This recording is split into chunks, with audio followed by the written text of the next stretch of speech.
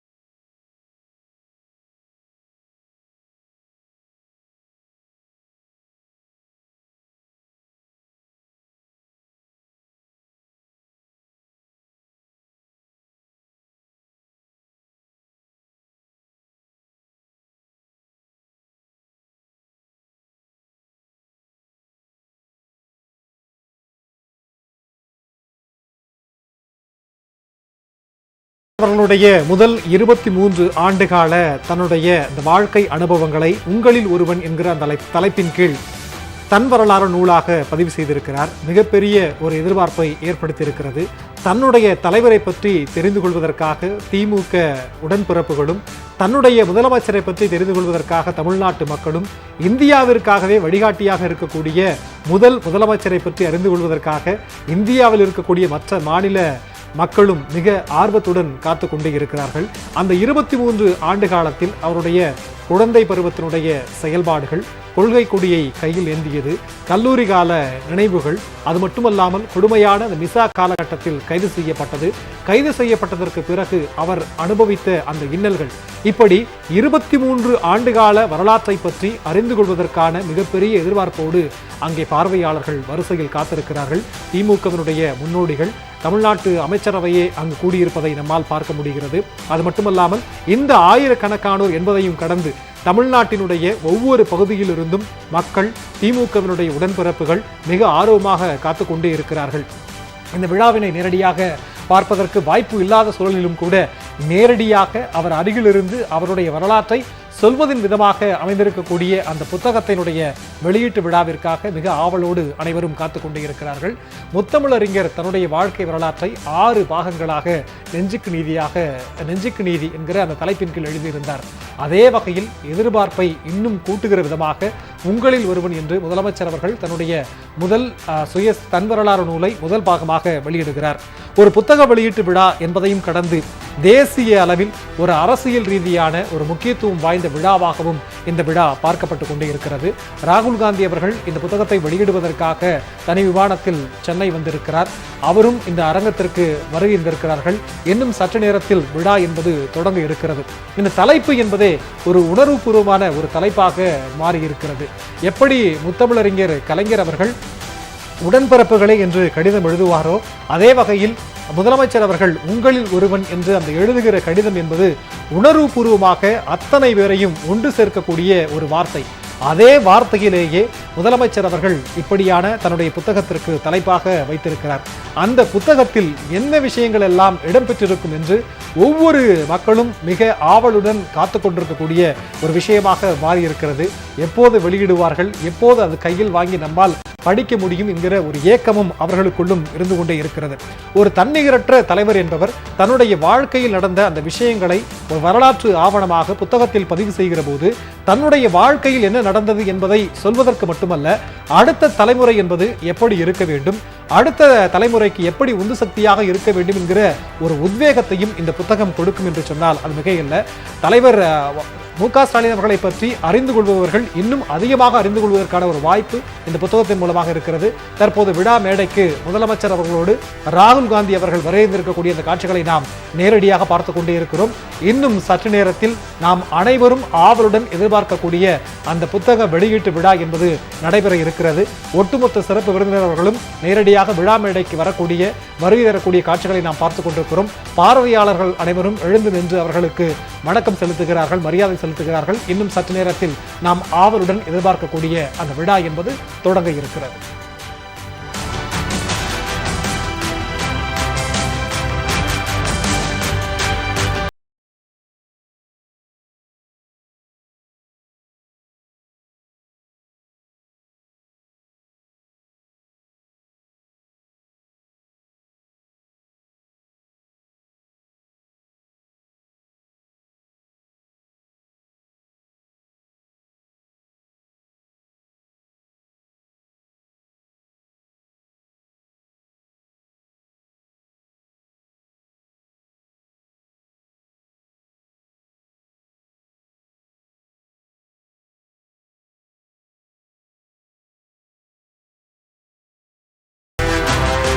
எழுத்தை ஆண்டது மூக்க என்ற 2 எழுத்து. அந்த 2 எழுத்து உருவாக்கிய சாதனை எழுத்துதான் மாண்புமிகு மு.க.ஸ்டாலின் அவர்கள்.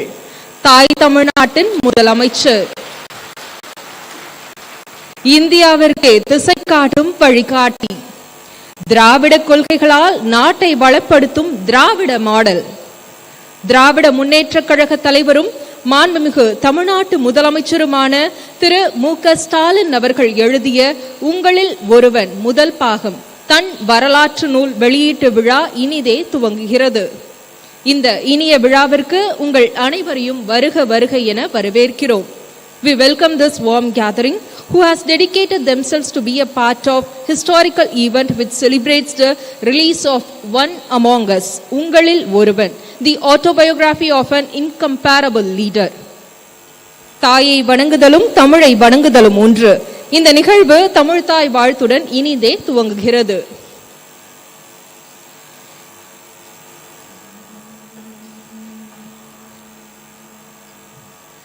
நீராறும் கடலுடுத்த நிலமடந்தை கெழிலொழுகும்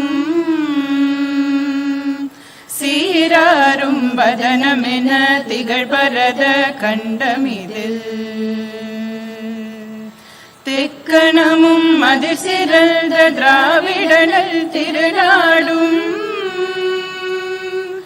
தக்க சிறு பிறைநுதலும் தரித்தனரும் திலகமுமே அத்திலக வாசனை போல் அனைத்துலகும் இன்பமுற எத்திசையும் புகழ் வணக்க இருந்த பெரும் தமிழனகே தமிழனகே உன் சீரிலமை திரும்பியந்த செயல் மறந்து வாழ்த்ததுமே வாழ்த்ததுமே வாழ்த்ததுமே. தமிழ்நாடு அரசு இசைக்கல்லூரி மாணவிகளுக்கு மனமார்ந்த நன்றிகள். இருந்த இடத்திலிருந்தே இந்தியாவின் அடுத்த கட்டத்தை முடிவு செய்த முத்தமிழறிஞர் கலைஞரின் மகன் ஒட்டுமொத்த இந்தியாவையும் தன்னை திரும்பி பார்க்க வைத்துள்ளார். நம் தலைவருக்காய் இங்கு குழுமி உள்ள அகில இந்திய தலைவர்கள் முதல் கடைக்கோடி தொண்டர்கள் வரை அனைவரையும் வரவேற்க இவரே பொருத்தமானவர். கழகத்தின் மகளிர் அணி செயலாளரும் நாடாளுமன்றத்தில் நிமிர்ந்து நின்று ஒலிக்கும் நாடாளுமன்ற திமுக குழு துணைத் தலைவருமான திருமிகு கனிமொழி கருணாநிதி அவர்களை வரவேற்புரையாற்ற அன்புடன் அழைக்கிறோம். We welcome திருமிகு Kanimozhi Karunanidhi MP, the one who voiced out for South in Parliament, to address the gathering and deliver welcome address. கொடையளி செங்கோல் குடியோம்பல் நான்கும் உடையனாம் வேந்தற்கு ஒளி என்கிறது குறள். கொடை, கருணை, நீதி தவறாமை, மக்களை பாதுகாத்தல், இவை நான்கும் உடைய அரசன் வேந்தர்களுக்கு ஒளி போன்றவன். அப்படி ஒரு தலைவராக, முதலமைச்சராக தமிழகத்தை முன்னடத்தும் கழகத் தலைவர் அண்ணன் தளபதி அவர்களே, சுயமரியாதை, சமூக நீதி, மாநில சுயாட்சி, மத நல்லிணக்கம், மாநில அடையாளம், மொழி உரிமை என்று பேசும் தலைவர், திராவிட இயக்கத்தின் குரலாக ஒலிக்கும் தேசிய தலைவர் திரு ராகுல் காந்தி அவர்கள். பாஜகவின் தலைமையிலான ஒன்றிய அரசு இரண்டு இந்தியாக்களை உருவாக்குகிறது. ஒன்று பணக்காரர்களின் இந்தியா, இன்னொன்று ஏழைகளாகவே வைத்திருக்கும் இந்தியா என்று பாராளுமன்றத்தில் முழங்கிய நவீன இந்தியாவின் நம்பிக்கை குரல். A man who loves to learn, a global citizen, national leader and a Tamil at heart. This is as good as it can get. Happy to welcome through Rahul Gandhi.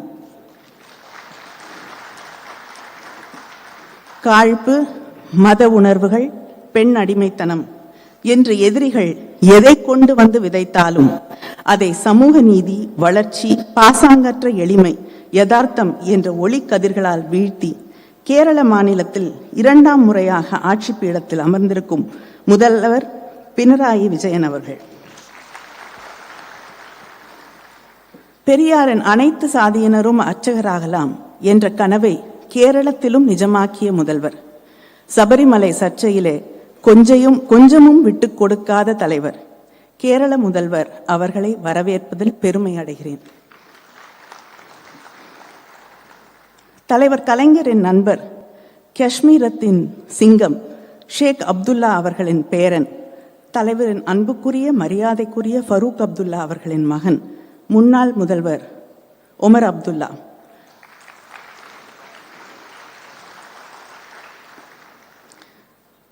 Soft-spoken, but resilience and passion flow through his words. ஒன்றிய அரசு தந்தை மகன் இருவரையும் கைது செய்த போது அதை எதிர்த்து சற்றும் தாமதிக்காமல் குரல் கொடுத்து கண்டித்த முதல்வர் நம்முடைய முதல்வர் தளபதி அவர்கள். A leader who has constantly worked for the unity and rights of the Kashmiri people. He has a vision. It is never about electoral politics, but peace and development. I am glad to welcome Thiru Omar Abdullah to the book launch. எப்போது சந்திக்க வாய்த்தாலும் என்னுடைய தலைவர் கலைஞர் எப்படி இருக்கிறார், அவர் உங்களுக்கு மட்டும் தலைவர் இல்லை, எங்களுக்கும் சேர்த்துத்தான் என்று அன்போடு சொல்லும் மரியாதைக்குரிய பெரியவர் லாலு பிரசாத் யாதவ் அவர்களின் மகன் தேஜஸ்வி யாதவ். அவர்கள் துணை முதல்வராக முத்திரை பதித்தவர். மதவாத சக்திகளை எதிர்க்கும் பிற்படுத்தப்பட்ட மக்களின் இளம் தலைவர், பிரபலமான கிரிக்கெட் வீரர். Cricket's loss is the nation's gain. Even before the Tamilnadu Assembly election results were out, he confidently tweeted his congratulations to our leader. Happy to welcome Thiru Tejasvi Yadav, son of Bihar. தலைவர் கலைஞரின் பட்டறையிலே கூர்த்தீட்டப்பட்ட ஆயுதம் இன்று தளபதியின் உற்ற துணையாக என்ன தவம் செய்தனையோ உன்னோடு பணியாற்ற என்று அவரை அணைத்து பாராட்டி உரம் கொடுக்கும் கழகத்தின் பொதுச் செயலாளர். எங்களை எல்லாம் சிறுவயது முதல் விரல் பிடித்து வழிநடத்தும் விழா தலைவர். தலைவர் கலைஞரின் எத்தனையோ புத்தக நிகழ்ச்சிகளில் பங்கேற்று உரையாற்றியவர். இன்று அண்ணன் தளபதியின் புத்தக மேடையில் அவரை வாழ்த்துகிறார். நீர்வளத்துறை அமைச்சர் அவர்களை வரவேற்கிறேன். முதல்வர் அண்ணன் தளபதியின் அரசியல் பயணத்தில் அவரது இடுக்கண் களையும் கரம், இளமை கால நண்பர், அண்ணனின் அன்பையும் நம்பிக்கையையும் பெற்றவர். தலைவர் கலைஞரின் துரும்பளவும் அசைக்க முடியாத உடன்பிறப்பு, கழக பொருளாளர், பாராளுமன்றத்திலே எங்களை வழிநடத்தும் அண்ணன் TRB அவர்களையும் வரவேற்கிறேன். தமிழ் மக்களை தன் தமிழால், பாடல்களால், கவிதை வரிகளால், கதைகளால், இலக்கிய பணிகளால் கட்டுண்டு கிடக்கச் செய்திருக்கும் பத்மபூஷன் கவி பேரரசு வைரமுத்து அவர்கள். தலைவர் கலைஞரிடத்தில் கொண்டிருந்த அன்பும் நட்பும் அளப்பரியது. அதுபோல அண்ணன் தளபதியின் நன்மதிப்பிற்கும் பேரன்பிற்கும் சொந்தக்காரரான அவரையும் வரவேற்கிறேன். சுயமரியாதைக்காரர், பெரியாரியவாதி, தமிழ் திரையுலகில் பகுத்தறிவு கருத்துக்களை பேசும் சிந்தனையாளர், நம் கண்முன்னால் ஐயா தந்தை பெரியாரை கொண்டு வந்து நிறுத்தியவர் நடிகர் சத்யராஜ் அவர்களை வரவேற்பதில் பெருமகிழ்ச்சி. இளைஞரணி செயலாளர், சட்டமன்ற உறுப்பினர் உதயநிதி அவர்களை வரவேற்கிறேன். தொடர்ந்து நீட் ஒழிப்பிற்காக குரல் கொடுத்து களமாடக்கூடிய அவரது நெஞ்சுக்கு நீதியிலும் அந்த குரல் தொடர்ந்து ஒலிக்கட்டும். புத்தகத்தை அழகாக வடிவமைத்து பதிப்பித்திருக்கிற பூம்புகார் பதிப்பகத்தின் ராஜா சுந்தர் சிங் மற்றும் சாம் பிரசாத் அவர்களையும் நன்றியுடன் வரவேற்கிறேன். உள்ளாட்சியிலும் முதல்வர் தளபதியின் நல்லாட்சியை மலரச் செய்திருக்கும் கழகத்தின் செயல் வீரர்கள், அமைச்சர்கள், மாவட்ட கழக செயலாளர்கள், சார்பு அணிகளின் அமைப்பாளர்கள், நாடாளுமன்ற சட்டமன்ற உறுப்பினர்கள், நகர ஒன்றிய செயலாளர்கள், நிர்வாகிகள், சகோதர சகோதரிகள் அனைவரையும் பெருமையோடு இந்த நிகழ்ச்சிக்கு வரவேற்கிறேன். பதவியேற்று 9 மாதங்களில் நாடு புகழும், மக்கள் கொண்டாடும் முதலமைச்சராக, அதே நேரத்தில் உங்களில் நானும் ஒருவன் என்று மக்களின் உணர்வுகளை மதிக்கும் தலைவராக, அவர்கள் கேட்கும் முன்பே மக்களின் தேவையறிந்து செயலாற்றும் தளபதி அவர்கள் இன்று தன் சுயசரிதையின் முதல் பாகத்தை வெளியிடுகிறார். எப்படி தலைவர் கலைஞரின் நெஞ்சுக்கு நீதி ஒரு தலைமுறையின் அரசியல் பதிவாக இருந்ததோ அதுபோலவே இதுவும் தான் சுவாசித்த அரசியல் காற்றை இந்த புத்தகத்தின் வழியே உங்களில் ஒரு இளைஞராக நம்முடைய தளபதி அவர்கள் பகிர்ந்து கொள்கிறார்கள். அந்த புத்தகத்தின் மொழி நடையும் ஒரு இளைஞனின் துள்ளலோடு தன்னை சுற்றியுள்ள அரசியல் ஆசான்களை உள்வாங்கும் ஆச்சரியத்தோடு எழுதப்பட்டிருக்கிறது. தான் சந்தித்த மனிதர்கள், தலைவர்கள் தொடங்கி தலைவரின் செயலாளர் அண்ணன் சண்முகநாதன் செயல்மணி வரை அவர் யாரையும் மறக்கவில்லை. மிசா கைதியாக சிறை செல்லும் வரை நீளும் இந்த புத்தகம் ஒரு அரசியல் ஆவணம். அதே நேரத்தில் தன்னை செதுக்கிக் கொண்ட ஒரு சிற்பியின் கதை. அரசியல் மேடையாகட்டும், மனிதர்களாகட்டும், எல்லாவற்றிலிருந்தும் தான் கற்றுக்கொண்ட பாடங்களை அவர் நம்மோடு இந்த புத்தகத்தின் வழியாக பகிர்ந்து கொள்கிறார். வாழ்க்கையிலிருந்து கற்றுக்கொள்பவனே தலைவனாகிறான். ஒவ்வொரு பக்கத்திலும் தலைவர் கலைஞரை பற்றிய புதிய செய்திகள். நாமும் புத்தகத்தில் ஒருவராகி விடுகிறோம். ஆயிரம் ஆயிரம் கண்கள் இருக்கும் இந்த அரங்கில் இதையெல்லாம் பார்த்து பெரிதுவக்கும் 2 கண்களை தேடுகிறேன். உங்களை வாரி அணைத்து உச்சி முகர்ந்து வாழ்க உன் பணி ஸ்டாலின் என்று கரகரத்த குரலில் கொஞ்சம் அப்பாவை தேடுகிறேன். அவர் இல்லை, ஆனால் இங்கிருக்கும் அவரது உடன்பிறப்புகள் அனைவரது முகத்திலும்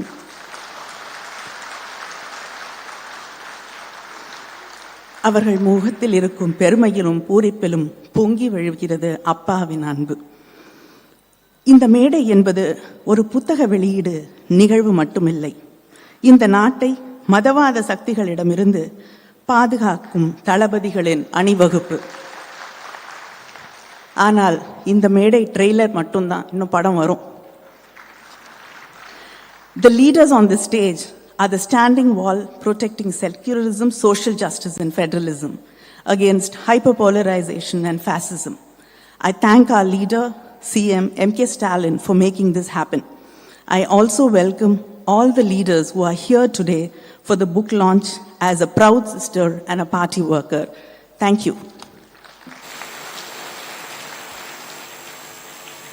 நிகழ்ச்சி மிக்க இந்த தருணத்தில் விழாவில் பங்கேற்றுள்ள விருந்தினர்களுக்கு விழா குழுவின் சார்பில் சிறப்பு செய்ய திராவிட முன்னேற்றக் கழகத்தின் இளைஞரணி செயலாளரும் சட்டமன்ற உறுப்பினருமான திரு உதயநிதி ஸ்டாலின் அவர்களை அன்புடன் அழைக்கிறோம்.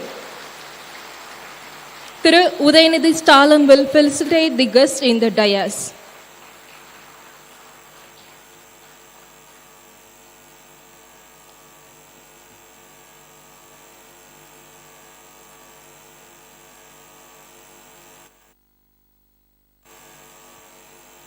திரு உதயநிதி ஸ்டாலின் will felicitate திரு ராகுல் Gandhi MP, Indian National Congress.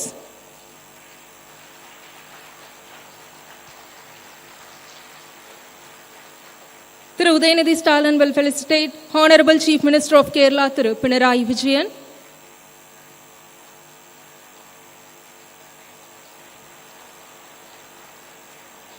Thiru Udhayanidhi Stalin will felicitate Jammu Kashmir's former Chief Minister Thiru Omar Abdullah.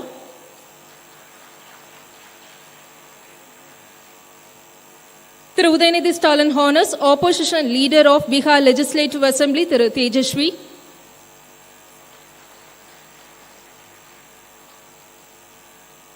மாண்புமிகு அமைச்சர் திரு துரைமுருகன் அவர்களுக்கு உதயநிதி ஸ்டாலின் அவர்கள் சிறப்பு செய்கிறார். நாடாளுமன்ற திமுக குழு தலைவர் திரு TR பாலு MP அவர்களுக்கு திரு உதயநிதி ஸ்டாலின் அவர்கள் சிறப்பு செய்கிறார். கவி பேரரசு திரு வைரமுத்து அவர்களுக்கு சிறப்பு செய்யப்படுகிறது.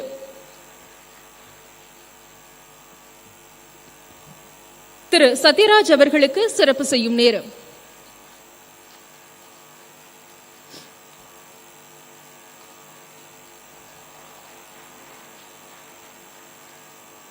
திருமிகு கனிமொழி கருணாநிதி அவர்களுக்கு சிறப்பு செய்யப்படுகிறது. பூம்புகார் பதிப்பக உரிமையாளர்கள் திரு ராஜா சுந்தர் சிங் மற்றும் திரு ஷாம் பிரசாத் அவர்களுக்கு சிறப்பு செய்யும் தருணம்.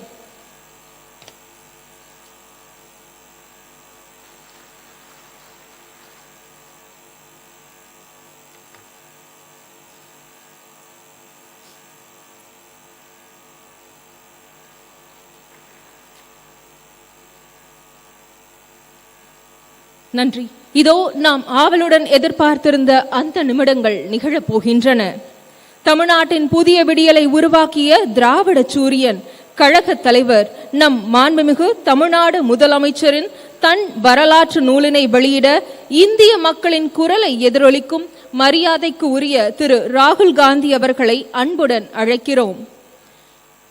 நூலை பெற்றுக்கொள்ள கழகத்தின் பொதுச் செயலாளரும் மாண்புமிகு நீர்வளத்துறை அமைச்சருமான திரு துரைமுருகன் அவர்களை அன்புடன் அழைக்கிறோம்.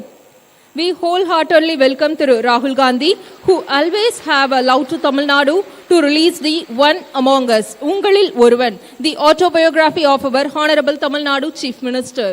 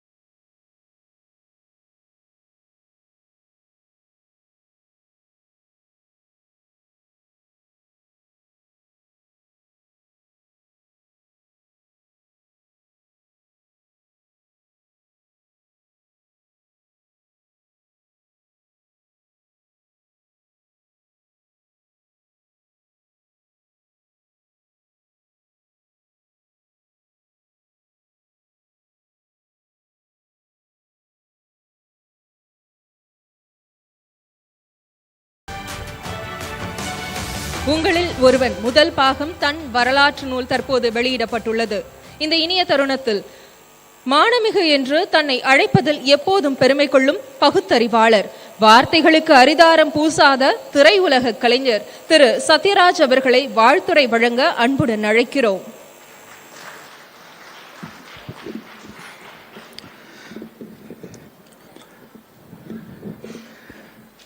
தலைமை தாங்கும் மாண்புமிகு அமைச்சர் அண்ணன் துரைமுருகன் அவர்களே, மாண்புமிகு அமைச்சர் முன்னிலை வகிக்கும் அண்ணன், வயசு இது கரெக்டாக தெரியல, இருந்தாலும் அண்ணன் கூப்பிட்ட, வயசு கம்மியாக இருந்தால் தப்பாக நினச்சிக்காதீங்க, அண்ணன் டிஆர் பால் அவர்களே, மரியாதைக்குரிய காங்கிரஸ் கட்சியின் தலைவர் ராகுல்ஜி அவர்களே, I want to say few words in English. My English is very bad, even though I want to appreciate Rahulji because he gave a tremendous voice for our Tamil people in Parliament. He simply roared like a lion. Uday, correct? Thank you. Because once a person who read Periyar's social justice and Karl Marx's economical justice, he becomes a real human being. Because basically we are all biologically Homo sapiens, that's all. If we want to become a human being, we need humanity in our heart. That will come only if you read Periyar's social justice and Karl Marx's economic justice. Dear Rahulji, in our Dravidian model, especially in Dravida Munnetra Kalagam, we used to call everybody Anna Thambi. So I want to call you my Thambi. Thambi Rahulji, Anna Stalin, Thambi Rahul. That's all. Because this is our Dravidian model culture, I think what I said you understand, I think. This is okay, fine. I am very happy. மரியாதைக்குரிய Kerala CM Pinarayi Vijayan சொல்றதை விட comrade தோழர் பினராயி விஜயன் அவர்கள், நான் ஒரு 4 வருஷத்துக்கு முன்னாடி அங்க நிறைய கேள்வி கேட்டாங்க. கேள்வி கேட்டு எங்க சிஎம் பினராயி விஜயனை பத்தி என்ன நினைக்கிறேன்னு கேட்டாங்க. நான் சொல்றது 4 வருஷத்துக்கு முன்னாடி, அதான் மைண்ட்ல வச்சுங்க. கிடைக்கலையேன்னு ரொம்ப ஆதங்கமா இருக்குது அப்படின்னு எல்லாரும் ரொம்ப அப்ரிஷியேட் பண்ணாங்க. பிடிக்காதவங்க எப்படி 4 பேர் இருப்பாங்கல்ல, அவங்க அப்படியா அப்படின்னா பினராயி விஜயனை நீங்க பேசாம தமிழ்நாட்டுக்கு கூப்பிட்டு போயிருங்களேன் அப்படின்னா, ஐயோ அவரை தமிழ்நாட்டுக்கு கூப்பிட்டு போயிட்டு இப்படி ஒரு சிஎம் உங்களுக்கு கிடைக்க மாட்டாரே, நீங்க என்ன பண்ணுவீங்க, இதை விட பெஸ்ட் சிஎம் கேரளா கிடைக்காத, நாங்க தமிழ்நாட்டுக்கு கூப்பிட்டு போயிட்டோம். இப்ப தேவையில்லை, நம்ம தளபதி இருக்காரு. போட்டி யாரு சிறந்த முதலமைச்சர் அப்படிங்கிறதுல போட்டி போடுற அளவுக்கு இன்னைக்கு ஒரு சிஎம் நம்மளுக்கு அமைஞ்சிருக்காரு. அது ரொம்ப ரொம்ப மகிழ்ச்சியா இருக்கு. அதே மாதிரி தேஜஸ்வி யாதவ் அவர்கள், பீகார், 32 வயசு தான் ஆகுது. Single largest party in Bihar அவர் தான் அப்படின்னு கேள்விப்பட்டேன். 100 பிரபலமானவர்கள் இந்தியாவில் அவர் இருக்காரு. தேஜஸ்வி யாதவ் இருக்காரு. கிரிக்கெட் பிளேயர்னு கேள்விப்பட்டேன். Sir your a cricket player, so next election only sixer and boundary. Done. Okay. தென் மரியாதைக்குரிய உமர் அப்துல்லா அவர்கள், ஒரு போராட்ட குணம், காஷ்மீர்லேருந்து வந்தாலே அந்த சுயமரியாதை, தன்மானம், போராட்ட குணம் எல்லாம் அவங்களுக்குள்ள இருக்கும். அப்படிப்பட்ட இடத்துல இருக்கிற வந்த உமர் அப்துல்லா அவர்களை நான் வரவேற்கிறேன். கவிப்பேரரசு வைரமுத்து அவர்கள், நல்ல வேலை என்ன முதல்ல இல்லாட்டி அவர் எல்லாம் நல்ல பாயிண்ட் பேசிட்டாரு, நான் எழுதி அவ்வளவு அருமையா பேசுற அவர்கள், இப்படிப்பட்ட ஒரு அற்புதமான தோழர் கனிமொழி அவர்கள், இப்படிப்பட்ட ஒரு அற்புதமான மேடையில் நானும் அமர்ந்திருப்பது எனக்கு மிகவும் பெருமையாக இருக்கிறது. தளபதி அவர்கள் இந்த உங்களில் ஒருவன் புத்தகத்தை என்கிட்ட கொடுத்து படிக்க சொன்னார். பொதுவாக நான் கொஞ்சம் படிக்காமே ஓபி அடிச்சிருவேன். ஆனால் அதை படிக்க ஆரம்பிச்சோன்னா முதல் பக்கம் படித்தோடனே அவ்வளோ இன்ட்ரெஸ்டிங்காக இருந்தது. சரி நம்ம குறிப்பெழுத வச்சுட்டு நல்லா பெரிய பெரிய தலைவர்கள்லாம் வர்றாங்க, இந்தியா ஒன்றிய முழுக்க இருந்து, நம்ம ஒழுங்காக பேசணுன்ட்டு குறிப்பெழுத ஆரம்பித்தா அது போயிட்டே இருக்குது. பக்கத்துக்கு பக்கம் நான் ரவுண்டு போடுறேன், டிக் பண்ணுறேன், அது பாட்டுக்கு வளர்ந்துக்கிட்டே இருக்குது. அதனால என்னுடைய ஆர்வத்தின் காரணமாக பேசிகிட்டே இருந்தேன்னா டைம் ஆச்சுன்னா யாராச்சும் பின்னாடி சட்டையை பிடிச்சி எடுத்துருங்க, போதுப்பா உட்காரு, நிறையா பேர் பேச வேண்டியிருக்குன்னு சொல்லிடலாம். ஏன்னா அந்த அளவுக்கு இன்ட்ரெஸ்டிங்கான விஷயம் இருக்குது. ஓப்பனிங் சொன்னார் பாருங்க, முத்துவேல் கருணாநிதி ஸ்டாலின் ஆகிய நான், அங்க தலைவர் கலைஞருடைய முகம் தெரிஞ்சுன்னு சொன்னாரே, எவ்வளவு ஒரு டச்சிங்கான மூமெண்ட். அப்படி ஒரு தலைவர் அமையவே மாட்டார். எனக்கு இன்னும் சொல்ல போனா, நம்ம இப்போ முதல்வர் ஸ்டாலின் அவர்களோட எனக்கு கலைஞர் கூட தான் நெருக்கமான பழக்கம். ஏன்னா 2 படம் அவர் வசனத்தில் நடிச்சிருந்தேன், பாலைவன ரோஜாக்கள், மண்டின் மைத்தன், செல்வம் சார் இருக்காரு. அப்படி ஒரு, அதாவது எப்பவுமே ஒரு குறிப்பிட்ட வயசு வரைக்கும் அப்பாவை பசங்க கிரேட்டா நினைப்பாங்க. அப்புறம் ஒரு குறிப்பிட்ட வயசுக்கு அப்புறம் நம்ம அப்பா இப்படி பண்ணிருக்கலாம், அப்படி பண்ணிக்கலாம் அப்படின்னு சொல்லிட்டு குற்றம் காண ஆரம்பிச்சிருவாங்க. ஆனா கடைசி வரைக்கும் அவருடைய தந்தை ஒரு தலைவனாகவே இருந்திருக்கிறார். தந்தை ஒரு தலைவன், நல்ல டைட்டில் இல்ல படத்துக்கு கூட, தந்தை ஒரு தலைவன். அதே ஒவ்வொரு நினைவும் அவர் எழுதும் போது அதுல என்னால கனெக்ட் பண்ணிக்க முடியுது. பராசக்தி ரிலீஸ் ஆனப்போ நடிகர் தலம் சிவாஜி அவர்கள் பேர் அதுல குணசேகரன் தான். ஊருக்கு ஊர் ஒரு குணசேகரன் இருந்தாங்க அப்படின்னு சொல்லுவாங்க. பிரபு சார் வந்திருக்காரு, அந்த குணசேகரன்களில் நானும் ஒருவன். 1952 தான் பராசக்தி படம் வந்தது. ஆனா பராசக்தி படத்தை நான் 1970 தான் பார்க்குற வாய்ப்பு கிடைச்சது. ஏன்னா நான் பிறந்தது 1954.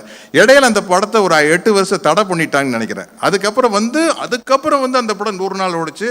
அதனுடைய வசனம் எல்லாம் ஒரு ரெக்கார்டை மனப்பாடம் பண்ணி, காண வந்த தங்கையை கண்டேன் கண்ணற்ற ஓவியமாக, ஆம் கைம்பண்ணாக அப்படின்னு வசனம் பேசி, அதாவது பராசக்தி வசனத்தை மனப்பாடமா பேசி காட்டுறது அது ஒரு ரொம்ப பெருமைக்குரிய விஷயம். ஸ்டூடெண்ட்ஸுக்கு நடுவில் பேசி காட்டுறதுங்க அவ்வளோ ஒரு நல்ல விஷயம்.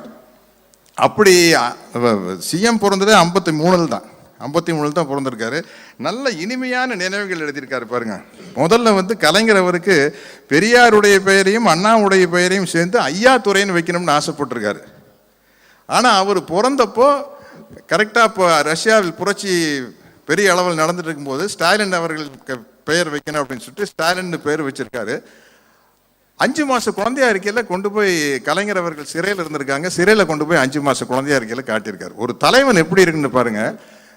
அவரு ஸ்டாலின் அவர்கள் பிறந்தப்பவும் ஜெயிலில் இருக்காரு, உதயநிதி பிறந்தப்பவும் ஜெயிலில் இருக்கிறார்.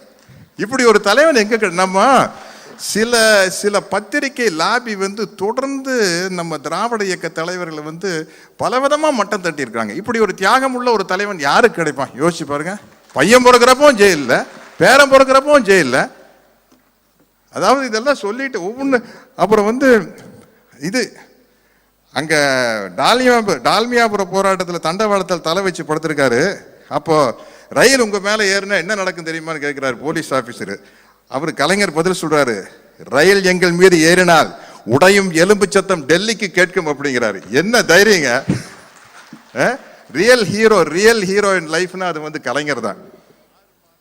6 மாத கடுங்காவல் என்று கவலைப்படாமல் அங்க ஜெயில போய் பகுத்தறிவை பரப்பியிருக்காரு. உள்ள ஜெயிலில் இருக்கும்போது 6 மாத கடுங்காவல்னு கவலைப்படாம பட்டிமன்றம், பேச்சு போட்டி, நாடகம், சிறையை சீர்திருத்தம் செய்வது கடமை தவறாத மாவீரர் அப்படி இருந்திருக்காரு. அதாவது சிறைச்சாலையும் ஒண்ணுதான், சட்டசபையும் ஒண்ணுதான். அவரை பொறுத்த வரைக்கும் எதுக்குமே ஒரு தயங்காத ஒரு மனுஷன் தான் தலைவர் கலைஞர் அவர்கள் தான்.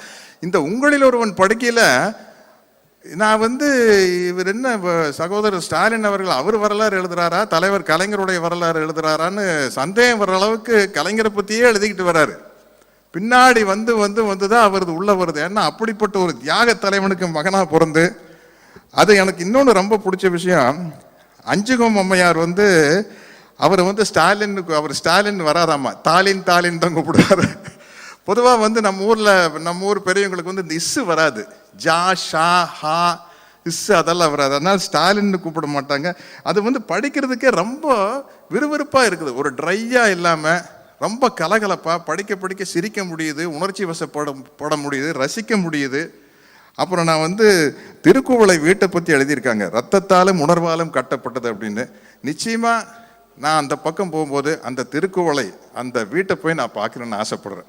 ஏன்னா அவ்வளவு உணர்ச்சி பொங்க அந்த வீட்டை பற்றி எழுதியிருக்காங்க. அப்போவுமே நம்ம நேட்டிவ் பிளேஸில் இருக்கிற ஒரு வீட்டு மேலே நம்மளுக்கு அப்படி ஒரு பாசம் இருக்கும். அதே மாதிரி தாத்தா முத்துவேல் அவர்களை பற்றி எழுதியிருக்காங்க. புலவர், பாடுவார், வைத்தியம் தெரியும், விவசாய வேலை தெரியும், சமஸ்கிருதம் நல்லா தெரியும்னு எழுதியிருக்காங்க. பேசாம ஒரு மெடிக்கல் காலேஜில் சேர்ந்து டாக்டர் ஆயிருக்கலாம். ஏன்னா அப்பெல்லாம் மெடிக்கல் காலேஜில் சேர்றதுக்கு சமஸ்கிருதம் தெரிஞ்சா தான் சேர முறைன்னு ஒரு ஐட்டம் வச்சிருக்காங்க. ஏன்? அதுக்கு தான். மெடிக்கல் காலேஜுக்கு சமஸ்கிருதத்துக்கு என்ன சம்பந்தம்? ஆனா சமஸ்கிருதம் தெரிஞ்சா தான் மெடிக்கல் காலேஜில் சேர முடியுமாமா. ஏன் அப்படின்னா நம்மெல்லாம் யாரும் சேரக்கூடாது. சிம்பிளா தான். எவ்வளவு நேக்கா அடிக்கிறாங்க பாருங்க. அதை அடிச்சு உடைச்சது நீதி கட்சி, ஜஸ்டிஸ் பார்ட்டி ஆட்சிக்கு வந்ததுக்கு அப்புறம் தான் சமஸ்கிருதம் மெடிக்கல் காலேஜ் மருத்துவ படிப்புக்கு சமஸ்கிருதம் தேவையில்லைங்கிற சொல்லி அதை தூக்குனது அதுதான். இப்படிப்பட்ட வரலாறுகள் இருந்த ஒரு மாபெரும் இயக்கம் இது. அதே மாதிரி கோபாலபுரம் வீட்டை பற்றி எழுதியிருக்காங்க. நிரந்தர அரசபை, திராவிட இயக்கத்தின் திருச்சபை, திரையுலக கலைஞர்களுக்கு கலைச்சபை. அந்த கலைச்சபையிலே நானும் ஒரு அங்கத்தினர். என்ன பாலைவன ரோஜாக்கள் செல்வம் சார் இருக்காரு. ஆல்மோஸ்ட் நம்ம கோபாலபுரத்தில் தான் சுற்றி அவர் ஐயா மாறன் அவர்களுடைய வீடு தான் என் வீடு. எல்லாம் கலைஞர் வீட்டு கார் ஷெட்லேருந்து எல்லாம் யூஸ் பண்ணிக்கிட்டோம். எல்லாம் எல்லாம் மொத்த லொக்கேஷன் கோபாலபுரத்துலேயே சுற்றி எடுத்து அது ஒரு பசுமையான நினைவு. அப்படிப்பட்ட ஒரு படத்தில் நடிக்கிற வாய்ப்பு கிடைச்சது. அதே மாதிரி கலைஞர் திருமணத்தை பற்றி எழுதியிருக்காங்க. அது தயாளம்மாவுக்கு அவருக்கு திருமணம் நடந்துட்டு இருக்குது. அந்த வழியாக இந்திய எதிர்ப்பு ஊர்வலம் போயிருக்கு. ஒரு தலைமை இப்படி எல்லாமே அங்கே இருக்க முடியும்? கல்யாணத்துலேருந்து அப்படியே கிளம்பி இந்திய எதிர்ப்பு ஊர்வலத்தில் கலந்துக்கிட்டு போயிட்டாரு. இதெல்லாம் நீங்கள் புத்தகம் படிக்கல தெரியும். அங்கே போனால் இங்கே திருமண வீட்டில் மங்கள இசை வாசிச்சுட்டு இருக்கிறாங்க. அங்கே போய் தலைவர் கலைஞர் பெரியார் வாழ்க, தமிழ் வாழ்க, இந்தி வீழ்கன்னு அங்கே போய் சவுண்ட் விட்டு இருந்திருக்காரு. அதுக்கப்புறம் ஜாயின் பண்ணிக்கிறாரு. ரஷ்யாவில் ஸ்டாலின் ஆட்சி காலத்தில் ரஷ்யாவில் இருக்கிற ஸ்டாலினுக்கு நம்ம ஸ்டாலினுக்கு ஒரு கொத்துமை பாருங்க. ரஷ்யாவில் ஸ்டாலின் ஆட்சி காலத்தில் ஆட்சியிலிருந்து மதம் விலக்கப்பட்டது. அந்த ஸ்டாலினும் அப்படித்தான் இருந்திருக்காரு, இந்த ஸ்டாலினும் அப்படித்தான் இருந்திருக்காரு. அவரும் ஒரு இரும்பு மனிதர், இவரும் ஒரு இரும்பு மனிதராக இருந்திருக்காரு. அவருடைய ஸ்டாலினுங்கிற பேருக்கு ஸ்கூல்ல இடம் கிடைக்கலன்னு போட்டிருக்காரு. அந்த பேருக்கே இடம் கிடைக்கல. அதுக்காக பேரை மாற்றிக்க முடியாது, எனக்கு ஸ்கூலை வேண்டாம் மாற்றுங்கன்னு சொல்லியிருக்காங்க. அப்புறம் அந்த ஸ்கூல்ல படிக்கிற காலத்திலேயே அந்த ஸ்கூல் வாசல் வரைக்கும் பஸ் போறதுக்கு ஏற்பாடு பண்ணியிருக்காரு. நான் காலேஜில் படிச்சுட்டு இருந்தப்போ என்ன பண்ணேன்னு எனக்கு தெரியாது. மேடை நாகரிகம் கருதி அதையெல்லாம் இங்கே பேச முடியாது. இதே சும்மா ஜாலியாக சுற்றிட்டு இருந்திருக்கிறேன். ஆனால் அவர் அண்ணாவினுடைய முக்கியமான விஷயமே மக்களிடம் செல், மக்களோடு வாழ். அதுதான். அதை தவறாமல் கடைப்பிடிச்சிருக்காரு ஸ்டாலின் அவர்கள். அப்புறம் ஒவ்வொரு விஷயம் அவர் முரசே முழங்குன்னு ஒரு நாடகம் போட்டிருக்காரு. அதை புரட்சி தலைவர் எம்ஜிஆர் அவர்கள் மேடையில் தரையில் உட்காந்து பார்த்துருக்காரு. இவர் சேரில் உட்காருங்கன்னு இல்லை பின்னாடி இருக்கிறவனுங்கெல்லாம் மறைக்கும், நான் தரையிலே உட்காந்துக்கிறேன்னு சொல்லி முரசே முழங்குற நாடகத்தை பார்த்துருக்காரு. அதே மாதிரி அப்போ தலைவர் சிஎம் இருக்கையிலேயே இளைஞரணி கூட்டங்கள் நடக்கிறதுனா பணம் வசூல் பண்ணி தான் நடத்தியிருக்காரு. அதுக்கு நாரோடி மன்னன் படத்தை எடுத்து மார்னிங் ஷோ போட்டிருக்காரு ராம் தியேட்டரில். உடனே நேராக எம்ஜிஆர் சார் ஃபோன் பண்ணி, நீ யாரை கேட்டு நாரோடி மன்னன் கடத்து கொண்டு போய் மார்னிங் ஷோ போட்ட அப்படின்னு சண்டை போட்டிருக்காரு இவர்களோட. இதெல்லாம் இப்படி ஒரு சுவையான நிகழ்ச்சி. சாருன்னு கூப்பிட்டார். மக்கள் தரம் வந்தோடனே வாங்க சார் அப்படின்ட்டு இருக்காரு. நேராக போய் தலைவர் கலைஞர்கிட்ட கம்ப்ளைண்ட் பண்ணியிருக்காரு வாத்தியார், என்ன உங்கள் மகன் என்ன சார் போட்டு கூப்பிட்றான் அப்படின்ட்டு. அதே மாதிரி இன்னொரு நிகழ்ச்சி, அதை என்னால் அனுபவித்து பார்க்க முடியுது. சிவாஜி சார் அப்போ நம்ம ஸ்டாலின் அவர்கள் ஹேர் ஸ்டைல் இப்படி வச்சுருப்பார் போல இருக்கு. அதை 2 கையிலையும் பிடிச்சிட்டு, என்ன தஞ்சாவூர் கோபுரம் மாதிரி இருக்குது உங்கள் ஹேர் ஸ்டைல் அப்படின்னு பிடிச்சி ஆட்டுவாராமா. அவர் எப்படி ஆட்டுவார்னு எனக்கு தெரியும். அவர் கூட ஒரு வில்லனா ஒரு படத்தில் நடித்த சிரஞ்சீவின்னு ஒரு படத்தினுடைய பேர் சிரஞ்சீவி. அதில் ஒரு சின்ன வில்லன் கேரக்டரு. அங்கே கப்பல்லையே ஷூட்டிங் நடந்தது தலைவா அந்த படம். அதில் நான் வில்லன். அப்போ இதே மாதிரி தாடி வச்சுருந்தேன். ஏதோ வைரத்தையெல்லாம் ஒழிச்சு வச்சுருவேன். சிவாஜி சார் அண்ணன் இப்படி பிடிச்சி வைரங்களையெல்லாம் எங்கடா வச்சுருக்கேன்னு ஆட்டினாரு. கண்ணில் இருந்து பொல பொல பொல பொலன்னு தள்ளி பிடிச்சி ஒரிஜினல் தாடி தான். அப்புறம் அப்படியே தண்ணி ஒழிச்சு, ஏன்டா வலிக்குதா அப்படின்னு. இல்லைப்பா நல்லா நல்லா குழுகுழுன்னு ஜில்லு இருக்குது. அவர் எவ்வளோ கெட்டியாக அந்த அவர் முடியை பிடிச்சி ஆட்டியிருப்பேன். என்னால் அதை விஷுவல் பண்ணி பார்க்க முடியுது. அது மாதிரி 25 நாட்கள் நான் தீவிர எம்ஜிஆர் ரசிகன். 25 நாட்கள் எம்ஜிஆர் அவர்கள் கூட ஒரே வேனில் பிரச்சாரத்துக்கு போயிருக்காரு. நான் நினைக்கிறேன் அவர் கூட அதே படத்தில் நடித்த சரோஜரே மேடம், ஜெயலலிதா மேடம் கூட 25 நாள் சேர்ந்தா அப்படி சுற்றி இருக்க மாட்டாங்க. இல்லை, அப்போ எல்லாரும் பிஸியாக நடிச்சுட்டு இருந்தாங்க. இல்லை அப்போ காலையில் ஒரு ஷூட்டிங், சாயந்தரம் ஒரு ஷூட்டிங்கு. நான் கேள்விப்பட்டிருக்கேன். டைரக்டர் சங்கர் சார் சொல்லியிருக்காரு, 9 to 1 ஆலயமணி சிவாஜி சாரை வச்சு டைரக்ட் பண்ணுவார், 2 to 9 பணத்தோட்டம் எம்ஜிஆர் சாரை வச்சு டைரக்ட் பண்ணுவார், அடுத்த நாள் ஜெமினி சார் படத்துக்கு போயிடுவார். அப்போ என்னென்னா ஒரு 3-4 நாள் இவங்க எம்ஜிஆர் சாரோட நடிச்சிருந்தா 4 நாள் சிவாஜி சார் கூட நடிப்பாங்க, அப்புறம் ஜெய்சங்கர் சார் கூட. அப்படித்தான் இருந்திருக்கு. 25 நாள் சேர்ந்தா அப்படி அப்போ ஒரு ஷெட்யூலே போட மாட்டாங்க. அப்போ 25 நாளில் ஒரு படத்தையே எடுத்து முடிச்சிருப்பாங்க. என்ன 9 படம் 10 படம் நடிச்சிட்டு இருந்தது. அதனால் தலைவர் கூட மக்கள் தலைவத்து கூட அவருடைய கதாநாயகிகளை விட அதிகமாக சேர்ந்தா அப்படி இருந்தது. அநேகமாக கொஞ்சம் ஜாலியாக பேசினது நல்லா இருக்கு. ஸ்டாலின் சாராக தான் இருப்பார்னு நினைக்கிறேன். அதே மாதிரி புகாரி ஹோட்டலில் போய் ஹிந்தி சாங் கேட்டது. அப்போ ஆராதனா வந்த பீரியடில் பயங்கர ஹிந்தி கிரேஸு. அப்போ இவர் மட்டும் தமிழ் பாட்டு கேட்பார், மற்றவங்கெல்லாம் சுற்றி வரக்கிறவங்கெல்லாம் ஹிந்தி பாட்டு கேட்குறது. அப்போ ராஜேஷ் கண்ணா, அமிதாப் பச்சனோட பீரியடு. அதே மாதிரி கலைஞர் அவர்கள், அது பெரியார் படத்துலேயே இருக்குது. பெரியாருக்கு அரசு மரியாதை கொடுக்க முடியாதுங்க, ஏன் அவர் எந்த அரசாங்க பதவியிலையும் இல்லைன்னு சொன்னப்போ, காந்தி எந்த அரசு பணியில் இருந்தார் அப்படின்னு கேட்டு பெரியாருக்கு அரசு மரியாதை கொடுக்க வச்சவர் கலைஞர் அவர்கள். திருமணத்துக்கு போனப்போ, திருமண நிகழ்வுக்கு போனப்போ மாப்பிள்ளை என்ன வேலை பார்க்குறான்னு கேட்டாங்களாமே அம்மா வீட்டில். மாப்பிள்ளை என்ன வேலை பார்க்குறான்னு கேட்டு, என்ன வேலை பார்க்குறாரு? அரசியல் வேலை பார்க்குறாரு, மக்கள் வேலையை பார்க்குறாரு, மக்களுக்கு தொண்டு செய்கிறாரு, வேற என்ன செய்ய முடியும்? அது மாதிரி ரொம்ப இன்ட்ரெஸ்டிங்கான விஷயங்கள். அப்புறம் மிசா பீரியட் நினைவுகளை பற்றி எழுதுறாரு பாருங்க. கிரீடத்தை பற்றி கவலைப்படுபவர் அல்ல, தலையை பற்றி கவலைப்படுபவன். கலைஞர் சொல்றாரு, கிரீடம் தான் அமைச்சரவை, திராவிட முன்னேற்ற கழகம் தான் தலை. எப்படிப்பட்ட ஒரு தலைவன் பாருங்க. அமைச்சரவை ஒரு கிரீடம் தான், எந்த நேரத்தில் கழட்டி வச்சிடலாம். ஆனால் திராவிட முன்னேற்ற கழகம் என்ற இயக்கம் தலை, அதுதான் முக்கியம். கிரீடம் தலை இருந்தால் தான் கிரீடம். அந்த அளவுக்கு ஒரு பற்று கொண்டவர். அப்புறம் மிசால யாரை கைது பண்ணுவாங்களோ அப்படின்னு ஒரு டென்ஷனான சூழ்நிலை இருந்துட்டு இருக்குது. ஐயா கலைஞர் அவர்களை கைது பண்ணுறாப்புங்கிற மாதிரி ஒரு விஷயங்கள் போயிட்டு இருக்கல. நேராக நம்ம தளபதி ஸ்டாலின் அவர்களை கைது செய்கிறாங்க. அப்போ சொல்கிறாரு பாருங்க, அதுதான் ஒரு தலைவன்.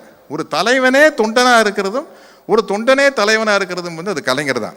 தன் மகன் ஸ்டாலின் சிறைக்கு செல்கிறான் என்ற துளி வருத்தம் இல்லை. திமுகவின் தொண்டர்கள், அவர்கள் வீட்டு பிள்ளைகள் சிறை செல்வதை போல ஸ்டாலினும் செல்கிறான். That's all. அவ்வளோதான். ஆயிரக்கணக்கான லட்சக்கணக்கான திமுக தொண்டர்கள் சிறை செல்ற மாதிரி என் பையனும் ஜெயிலுக்கு போறான், இதுக்கு மேல ஒண்ணுமே இல்லை அப்படிங்கிற அளவுக்கு பேசக்கூடிய ஒரு மனப்பக்குவம் உள்ள ஒரு தலைவர் நம்மளுக்கு கிடைக்கவே முடியாதுங்க. அப்புறம் இந்த மிசா காலகட்டத்தில் உள்ள என்ட்ராகிறத பத்தி எழுதுறாரு. அதேமாதிரி 2வது பாகம் ரொம்ப அவ்வளோ இன்ட்ரெஸ்டிங்காக இருக்குன்னு நினைக்கிறேன். அவ்வளோ இன்ட்ரெஸ்டிங்காக இருக்க போது அதை மட்டுமே படமாக எடுக்கலாம், மிசா பீரியடை மட்டுமே ஒரு படமாக எடுக்கலாம். ஏன்னா காந்தியை கோட்ஸே சுட்டது 9 hours to ராமா அப்படின்னு ஒரு படம் எடுத்தாங்க. வெறும் அந்த ப்ரிப்ரேஷன் டு கில் அப்படிங்கிறது மட்டும்தான் படம். அது மாதிரி இந்த மிசா பற்றி மட்டும் படம் எடுக்கலாம். 2வது பாகம் வந்தோன்னு எடுக்கணும்னு ஆசைப்படுறேன். அதே மாதிரி இந்த இடத்துல ஒரு தீவிர எம்ஜிஆர் ரசிகனாகிய நான், எம்ஜிஆர் ரசிகனாகிய ஸ்டாலின் அவர்களை வாழ்த்துகிறேன். நமது வெற்றியை நாளைய சரித்திரம் சொல்லும், இப்படை தோற்கின் எப்படை வெல்லும். என்னடா சட்டசபை முடிஞ்சிருச்சு, உள்ளாட்சி முடிஞ்சிருச்சு, இப்போ போய் வெற்றியை நாளைய சரித்திரம் சொல்றேன்னு நினைக்காதீங்க. 2023 அதுக்காக சொல்றேன். இந்த மேடை 2023 அந்த மேடையில் அமர வேண்டும் என்று வாழ்த்துகிறேன், ஆசைப்படுகிறேன். நன்றி, வணக்கம். நன்றி ஐயா. வடக்கே வலுவாய் நின்ற சோசியலிச இயக்கங்களின் வழித்தோன்றல் ராஷ்டிரிய ஜனதா தள தலைவரும் பீகார் சட்டமன்ற எதிர்க்கட்சி தலைவருமான திரு தேஜஸ்வி அவர்களை வரவேற்புரை வழங்க அன்புடன் அழைக்கிறோம். We proudly welcome the future of North Indian Socialist Parties, Honorable Thiru Tejashwi to deliver his special address. அவரது உரையை மொழிபெயர்க்க பேராசிரியர் திரு அப்துல்லா கான் அவர்களை அழைக்கிறோம். Respected Thiru M.K. Stalin, CM Tamilnadu, respected Thiru Rahul Gandhi ji, respected Thiru Pinarayi Vijayan ji, Honorable CM of Kerala, respected Shri Omar Abdullah ji, former CM of Jammu and Kashmir, respected Thiru T.R. Balu ji, Member of Parliament, respected Thirumati Kanimoji Karunanidhi ji, Member of Parliament, respected Thiru Durai Murugan ji, respected Thiru Viramuttu ji, respected Thiru Satyaraj ji, media friends, brothers and sisters. It is a great pleasure for me to be present on this happy and important occasion. Every era throws up important leaders and history remembers them in different ways. Thiru M.K. Stalin indeed is part of the great tradition. I am grateful for the changes and continuities he embodies in this great state. We all look with hope at the state of Tamilnadu for its advances in the arena of social justice, democratic participation, equity, and the fierce self-confidence of the people as well as the current leadership. பெரும் மதிப்புக்குரிய தமிழக முதல்வர் M.K. Stalin அவர்களே, மதிப்புக்குரிய திரு ராகுல் காந்திஜி அவர்களே, மதிப்புக்குரிய பினராயி விஜயன் கேரள மாநிலத்துடைய முதல்வர் அவர்களே, மதிப்புக்குரிய உமர் அப்துல்லா முன்னாள் முதலமைச்சர் ஜம்மு அண்ட் காஷ்மீர் அவர்களே, மதிப்புக்குரிய திரு T.R. பாலு பாராளுமன்ற உறுப்பினர் அவர்களே, மதிப்புக்குரிய திருமதி கனிமொழி கருணாநிதி அவர்களே பாராளுமன்ற உறுப்பினர், மதிப்புக்குரிய திரு துரைமுருகன் அவர்களே, மதிப்புக்குரிய திரு வைரமுத்து அவர்களே, மதிப்புக்குரிய சத்யராஜ் அவர்களே, எல்லோருக்கும் என்னுடைய வணக்கங்கள். எனக்கு இனிமையாக இருக்கின்றது இந்த நேரத்தில் இந்த காலகட்டத்தில் இங்கே இருப்பதற்காக.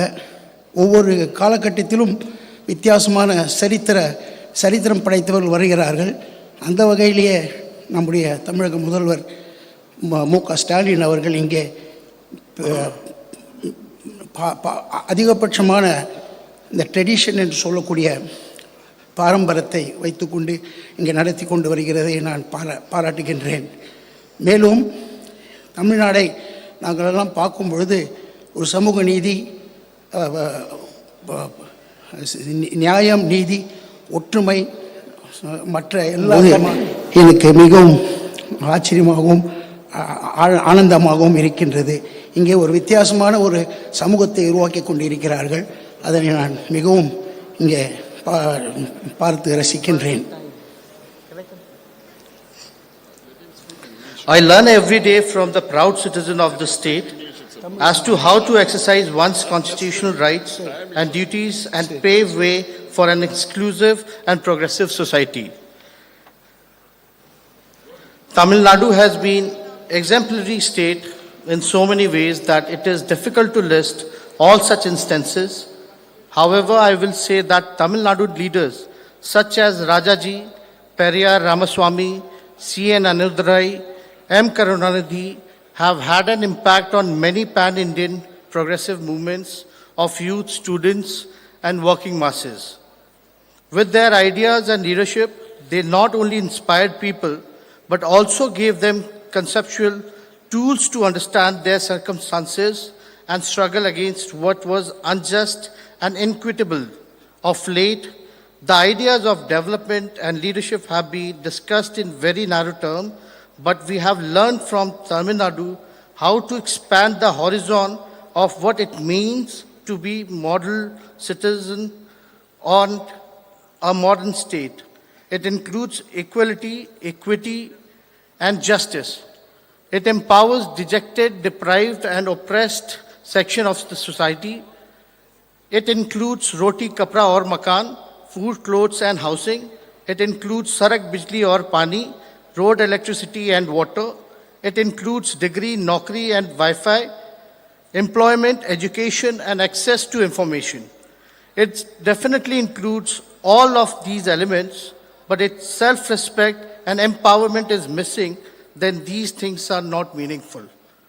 Yes, everybody should have access to them, but nobody should think they are the be-all and end-all of politics. Politics most definitely is about all of these things, but it is also about self-respect, about confidence, about asserting one's place in society. In all of these aspects, we have learned immensely from the progressive and confident people of the state, as well as generation of strong and confident leadership, of which Thiru Stalin is sharing example. My father, Sri Lalu Prasad ji, was greatly inspired by the social justice movement of Tamil Nadu and carried the same spirit in our state of Bihar. Although you all know that, including my father, leaders who fought for social justice and equality suffered a lot of suffering immensely even now. As people say, one of the reasons which makes people like my father and several others suffers is because of the fact important independent institutions are compromised and pressurized to function for political ends. Particularly, the collegium-based judiciary absolutely lacks comprehensive social representation and diversity. I know several parties which carry the flag of social justice are keen to fight for reservation in judiciary, but it is time to come on street and make sure that it happens soon. Biographers play an important role in recording the lives of leaders which serve as a record of their times too. Autobiographies are even more crucial when we learn and close hands the ingredients that go into the making of great leaders and how they shaped their times. Honorable CM M.K. Stalin has continued this reflective tradition of Indian leaders and has taken out time to record his impressions. It is important in this time to learn about the thought process of leaders like Thiru Stalin and to really imbibe their philosophy and ideas today. More so than ever, it seems to be the time of image building where leaders are mostly focused on media events and brand building. In contrast, Thiru Stalin offers a window to reader, to the people, to really understand him as a person, as an individual. He reaches out the people through his words. He is speaking freely and honestly to his contemporaries and young people to make them understand his motivations and his ways of doing work. It is a unique way of communicating with the people, of making them a part of one's own story. It is not personal endeavor. The book says a lot about society and the times we are living through. It is in this way, it is also a collective endeavor. People must read it to know about the person behind the words, as well as to see it has a historical record, as a critical reflection on the times that we are living through. Anyone who is in politics and public life today has hard task before them. The task is to make people understand that they are not merely just subjects, but citizens who needs to think and act if they don't like anything. If they want to change something in society, they need to question and work towards changing their circumstances. It will require not only cleverness, but a deeper understanding of the society and how it's structured. It is through understanding the questioning that change can come. Engaging with this important book could be one of the ways in which people of this great state can come to communicate with the political leadership. Thiru Stalin knows the pulse of the people, the pulse of the society. He answers questions that people have in their minds. To read this book means to understand his vision, his politics. I would urge everyone to read it and engage with it critically. It is aptly titled, One Among You. I congratulate the CM for carrying forward the rich legacy of Tamilnadu politics of social justice and social transformation, and to have taken the important task of writing his memories of the grand contribution of his family and party to nation building. I hope that this book will be widely read, discussed, and commented upon.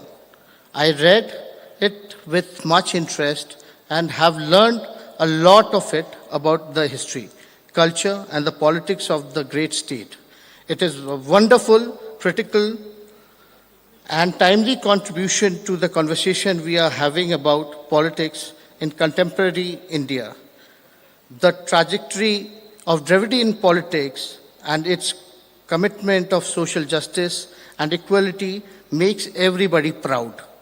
Tamil Nadu has the highest proportion of reservation, and it occupies highest position in all human development indicators, thus shattering several myths relating to the reservation, etc.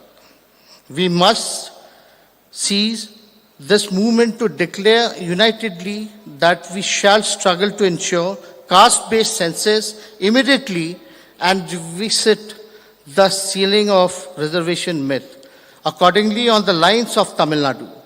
Finally, I take this opportunity to appeal you all that as a nation and as people of this great land, we are witnessing gruesome attacks on the constitutional values of freedom, equality, and justice, more so on social justice. We must understand that while recording these attacks, history shall name the perpetrators, but it shall also not spare us if we do not fight, resist collectively. Let us go back from here with this solemn resolve and pledge. Thank you very much. Jai Hind. We wholeheartedly thanking you for your special address, sir. இலக்கிய உலகத்தில் அரை நூற்றாண்டாக சிகரத்தில் வீற்றிருக்கும் திரு கவி பேரரசு அவர்களை வாழ்த்துரை வழங்க அன்புடன் அழைக்கிறோம்.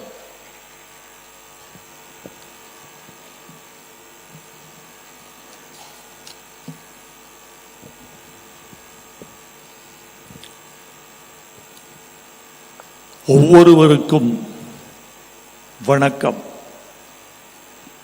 இது பெரிய மேடை மற்றும் அரிய மேடை.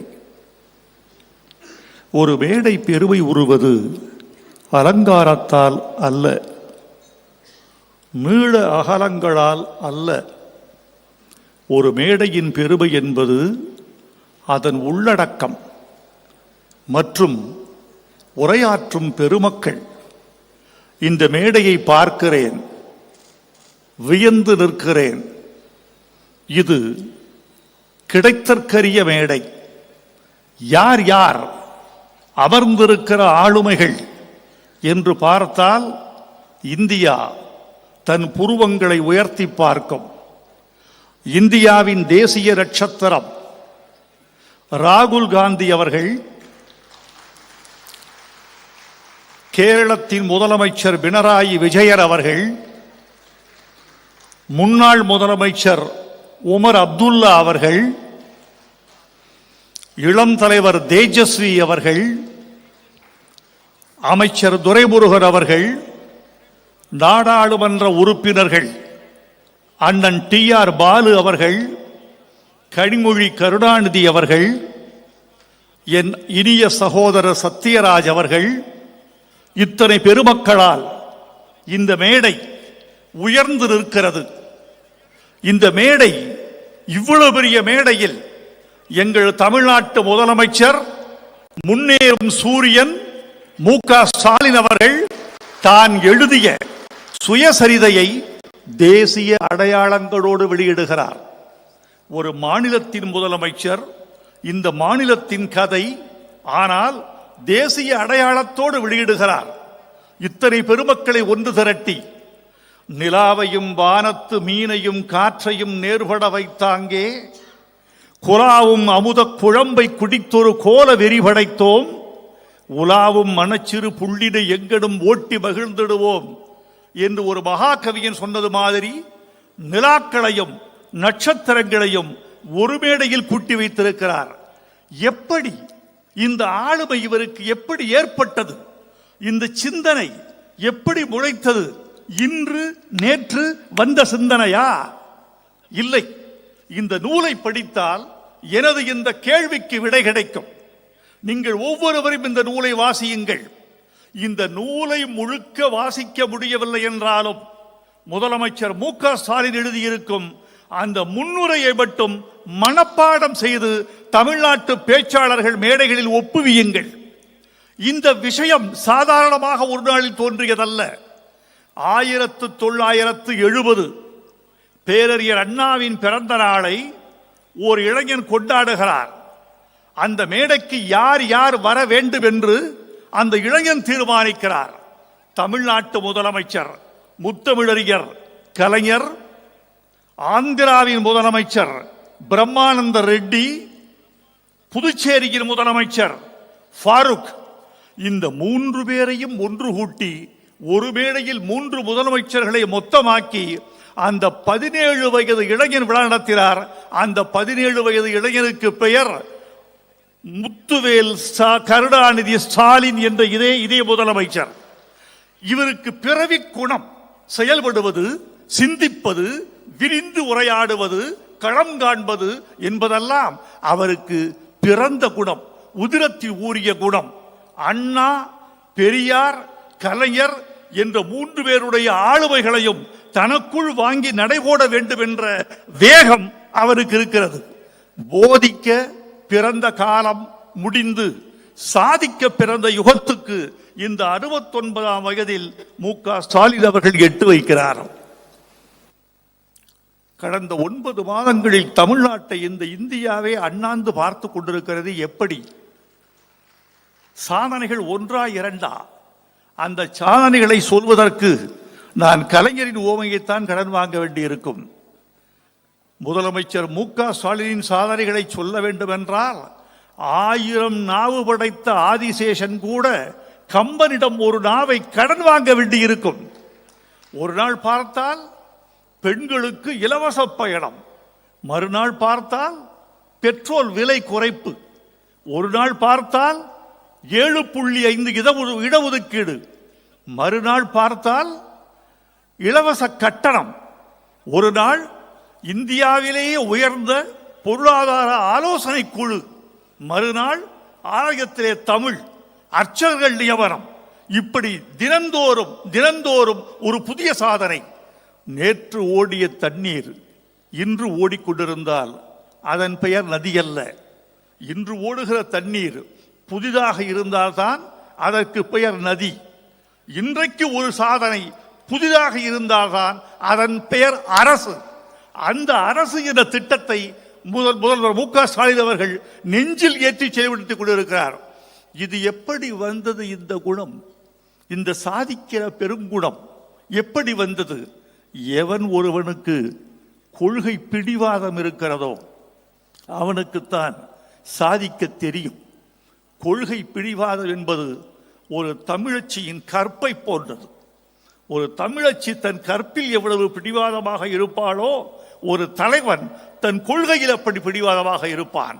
அந்த கொள்கை பிடிவாதம் எப்படி வந்தது என்பதை இந்த நூலில் ஒரு சாட்சி கண்டுபிடித்தேன். முதலமைச்சர் அண்ணா, 16 வயது இளைஞன். அண்ணா, உங்களுக்கு பாராட்டு விழா எடுக்க வேண்டும் என்று கேட்கிறார். உடல்நலமில்லை தம்பி, போயிட்டு வாங்குறாரு. இல்லை, நான் கேட்கிற தேதியில், நான் கேட்கிற இடத்திற்கு நீங்கள் வந்தால் நான் மகிழ்ச்சி அடைவேன். அப்போது அண்ணா சொன்ன வார்த்தை கல்வெட்டில் பதிக்கப்பட வேண்டிய வார்த்தை. அதைத்தான் என் வாழ்வில் நான் கிடைத்த மிகப்பெரிய பாராட்டு என்று கருதுகிறேன் என்று முதல்வர் மு க ஸ்டாலின் எழுதியிருக்கிறார். அண்ணா சொன்ன வார்த்தை சரியா போச்சு. பிடிவாதத்தில் உங்க அப்பனை விஞ்சி விடுவாய் போல் இருக்கிறதே. இது அண்ணா சொன்னது. அண்ணா சொன்ன அந்த பிடிவாதம் தான், கொள்கை பிடிவாதம் தான் இவரை இந்த உயரத்திற்கு கொண்டு வந்திருக்கிறது என்று நான் நினைக்கிறேன்.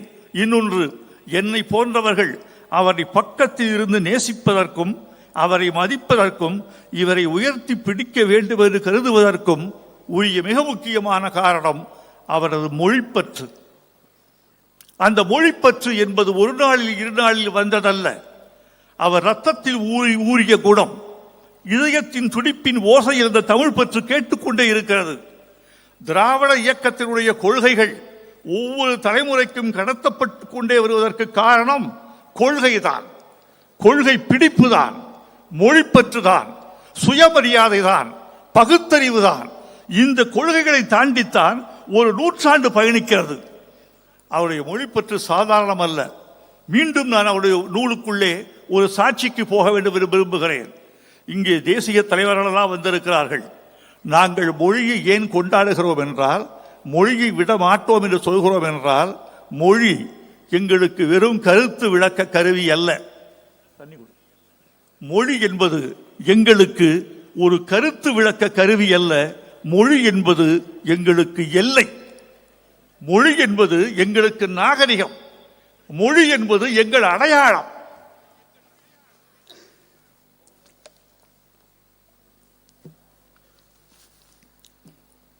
இதற்கு மொழியை நாங்கள் பிடித்துக் கொண்டதற்கு காரணம், நான் சொன்னால் ஒரு தமிழ் கவிஞன் சொல்கிறார் என்று இருக்கும். நான் அரியர் பெருந்தகை அம்பேத்கர் அவர்களை தொலைக்கணைக்கிறேன். இந்தியா முழுக்க பேசப்பட்ட மொழி தமிழ் மொழி என்பதற்கு அம்பேத்கர் சாட்சி சொல்கிறார்.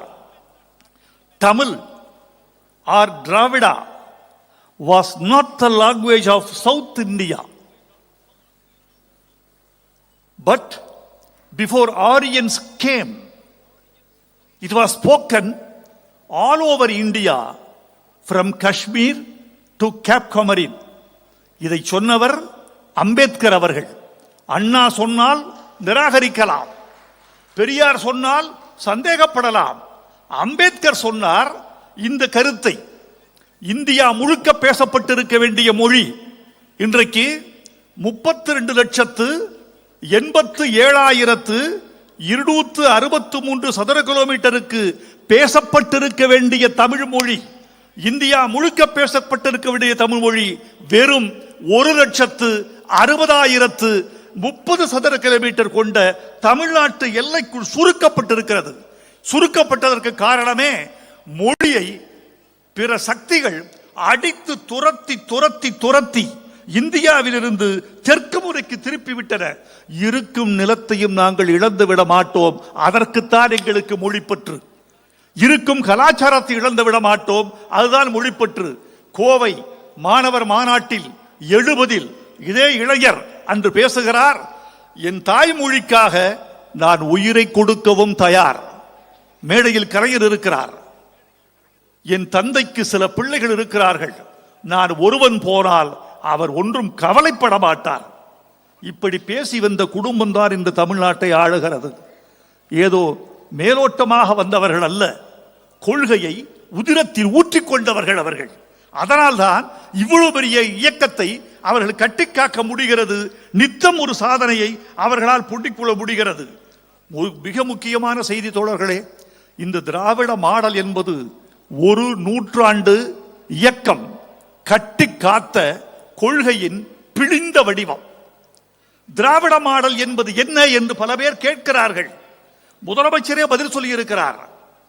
எங்கள் சமூக நீதி, சுயமரியாதை, பொருளாதாரம், சமூகம், இந்த நான்கினுடைய உரிமைகள் சமமாக சமத்துவமாக இந்த மக்களுக்கு வழங்கப்பட வேண்டும் என்பதுதான் திராவிட மாடல். இந்திய தலைவர்களை பார்த்து கேட்கிறேன், இந்த திராவிட மாடல் தான் உங்களை ஒன்றுபடுத்தக்கூடிய சக்தியாக கூட நாளை திகழலாம். தென்னகத்திலே தோற்றுவித்த இந்த செய்தி ஏன் வடநாட்டையும் ஆளக்கூடாது? இது பொது. உங்களுக்கு பிடிக்கவில்லை என்றால் திராவிட என்ற வார்த்தையை சற்றே தள்ளி வைத்துக் கொள்ளி கூட நீங்கள் எங்கள் தமிழ்நாட்டு மாடல் என்று கூட எண்ணிக்கொள்ளலாம், சமூக மாடல் என்று கூட எண்ணிக்கொள்ளலாம். இந்தியா முழுக்க சமத்துவம் பரவுவதற்கு இந்த திராவிட மாடலை கட்டி அமைத்து கொடுத்த இளையர் நம்முடைய முதல்வர் மு க ஸ்டாலின் அவர்கள். இந்த நூலில் நான் பார்ப்பது என்ன தெரியுமா?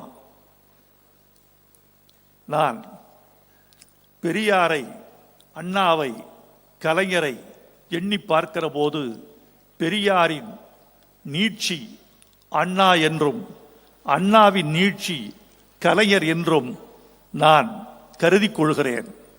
மு க ஸ்டாலின் அவர்களை நான் எப்படி கருத வேண்டும் என்று கருதுகிறேன் என்றால், இந்த மூன்று பேரின் நீட்சி என்று சொல்வதை விட இந்த மூன்று பேரின் திரட்சியாக ஆசைப்படுகிறவர் என்று நீங்கள் புரிந்து கொள்ள வேண்டும். அதை நோக்கித்தான் பயணப்படுகிறார்.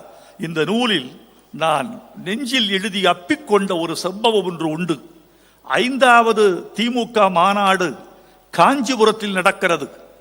லட்சிய சுடரை ஏந்தி ஒரு இளைஞர் கூட்டம் சென்னையிலிருந்து தொடங்கி அண்ணா சாலையில் தொடங்கி காஞ்சிபுரம் மாநாட்டுக்கு அந்த லட்சிய சுடரை ஏந்தி கொள்கிறது. காஞ்சிபுரத்தின் எல்லையிலிருந்து ஒரு இளைஞன் அந்த சுடரை தன் கையில் உயர்த்தி கொண்டு காஞ்சிபுரத்தின் நெடுஞ்சாலைகளில் வழியே ஓடுகிறார். ஓடி ஓடி அதை கலைஞரிடம், நாவலரிடம், பேராசிரியரிடம் அந்த இளைஞன் ஒப்படைக்கிறார். அப்படி தியாக சுடரை, திராவிட சுடரை ஒப்படைத்த இளைஞன் தான் இந்த தமிழ்நாட்டை ஆண்டு கொண்டிருக்கிற மு க ஸ்டாலின் அவர்கள் என்பதை நீங்கள் யாரும் மறந்துவிடக் கூடாது. நான் இப்போது திருப்பி பார்க்கிறேன். அந்த மூன்று பேரிடமும் நீங்கள் கொடுத்த திராவிட சுடரை இன்று மூன்று பேரும் சேர்ந்து உங்கள் வசம் கொடுத்திருக்கிறார்கள். ஏந்தி கொண்டு ஓடுங்கள்.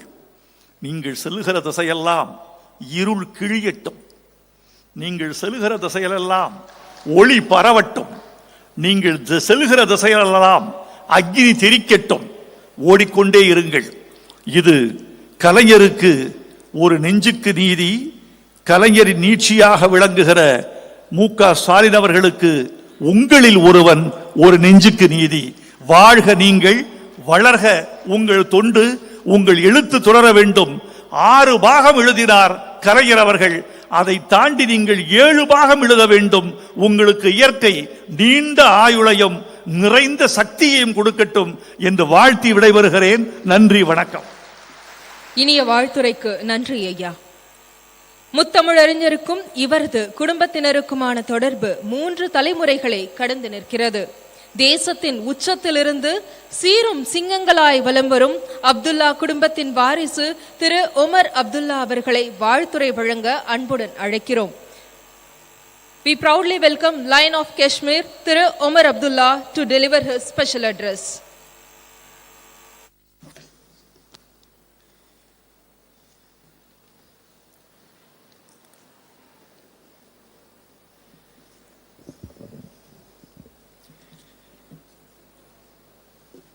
जनाब M.K. स्टालिन जी, जनाब विजयन जी, जनाब राहुल गांधी जी, जनाब तेजस्वी यादव जी, जनाब T.R. बालू जी, Janab Durai Murugan ji, Mohtarma Kanimozi Karunanidhi Saiba, dignitaries on the dais, assembled ladies and gentlemen, Vanakam and Adab.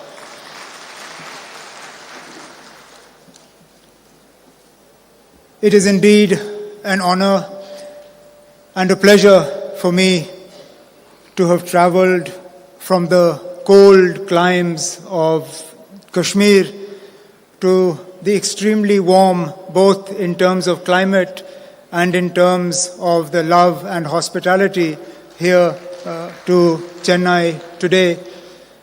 Srinagar, just to give you an idea, had snowfall 2 days ago. Last night, the temperature was -2. Today here in Chennai, I arrive and it is 35 degrees. So you'll understand why it's a little on the warm side. But more than the temperature, I'm here because of the warmth that exists in your hearts, and particularly in the heart of our host, the Honorable Chief Minister of Tamil Nadu, Shri Stalin ji, and I'll come to that. But first and foremost, I would like to congratulate him for the release of his autobiography, One Among Us. It is indeed an apt title for a book written by someone who has shown that he is indeed one amongst you, one amongst us, one amongst the people of Tamil Nadu. And he is not there by virtue of name. He is not there by virtue of inheritance. He is there by virtue of work. He is there by virtue of commitment. He is there by virtue of a track record. You don't become one amongst us because you are born to a particular family. Being one amongst a family opens a door for you, but it doesn't keep the door open. You become one amongst us, you become one amongst a people because the people identify with you, because the people reward you for the work that you have done, they reward you for your struggle, and in that there is no doubt that Chief Minister Stalin ji has struggled. He started, if you go through the book, and I obviously do not understand the language that it is written in, but I have had parts of it explained to me. He started not only at an extremely young age. I thought I and Tejasvi perhaps started early. But in the book I see that the Honorable Chief Minister started at the age of 13, and that too at the very grassroots level in the Assembly constituency, from where he then fought and won his Assembly election. Not only that, he struggled through detention. I have been detained more recently than he was, but 1 year of an unjust detention in jail is also something that adds to that struggle. It adds to building that character. And then, of course, his commitment to social justice, his commitment to empowering the people of Tamil Nadu, to ensuring that development reaches to every corner of his state is perhaps best exemplified and best explained in the recent victory of the party he heads, of the DMK, in the urban local body elections in Tamil Nadu, which the party swept and swept in such a resounding manner that even as far as Jammu and Kashmir, we were reading that the DMK made inroads into parts of Tamil Nadu that traditionally had never voted for the DMK, but voted for the first time, this time for the DMK, looking at the commitment of the party to social justice, to empowering people. And that, I believe, is why when he chooses the title of his book, One Amongst Us, it is not an exaggeration. It is something that the people of Tamil Nadu, through the use of their vote, have shown that yes, he is considered one amongst you, one amongst us, one amongst the people of Tamil Nadu, and therefore I would like to congratulate him for this book and hope that he has a long and successful political career, so that politicians like to write in volumes. We don't like to write just one. So this, I hope, is the first volume, and over the course of a long and illustrious career, we will have many opportunities to release Volume 2, Volume 3, Volume 4, and so on and so forth. So there will be many more volumes of the book. Now I come to another reason why I am here. In times of adversity, one knows who one's friends are. The people of Jammu and Kashmir, myself, my father, we went through a period of adversity that we could have seldom imagined. I don't think any of us thought that we would see what we did on the 5th of August 2019. And that's when we woke up to who our real friends were. Because a lot of people who we thought were friends were silent. A lot of people who we thought would speak up at the unjust way in which Jammu and Kashmir was treated, said nothing. A lot of people who we had great, close personal relations with, not only were silent, but were actually complicit and supportive of what happened on the 5th of August 2019. Yet as far as Tamil Nadu is from Jammu and Kashmir geographically, the way in which the voice of Janab Stalin Sahab, of his colleagues, of the people of Tamil Nadu was heard by the people of Jammu and Kashmir, criticizing and condemning what was done to the people of Jammu and Kashmir, the way in which we were detained, the way in which we were locked up, the way in which the constitution was completely dismembered, is something that we will never forget. And that is why I am here, not only in my personal capacity, not only on behalf of my father, but on behalf of the people of Jammu and Kashmir, to say, Stalin Sahab, thank you very much. Thank you. Thank the DMK. Thank you to the people of Tamil Nadu for your friendship, for your support. And all I can say is that we are an extremely small state. We are an extremely small political party. We are very far from where you are. But if there is ever a time when you need us, if there is ever a time when you need us to speak for you, to speak with you, to stand with you, we will be with you, come rain, come snow. We will be with you shoulder to show that, as you proved, a friend in need is a friend indeed, and this is something that we will never forget.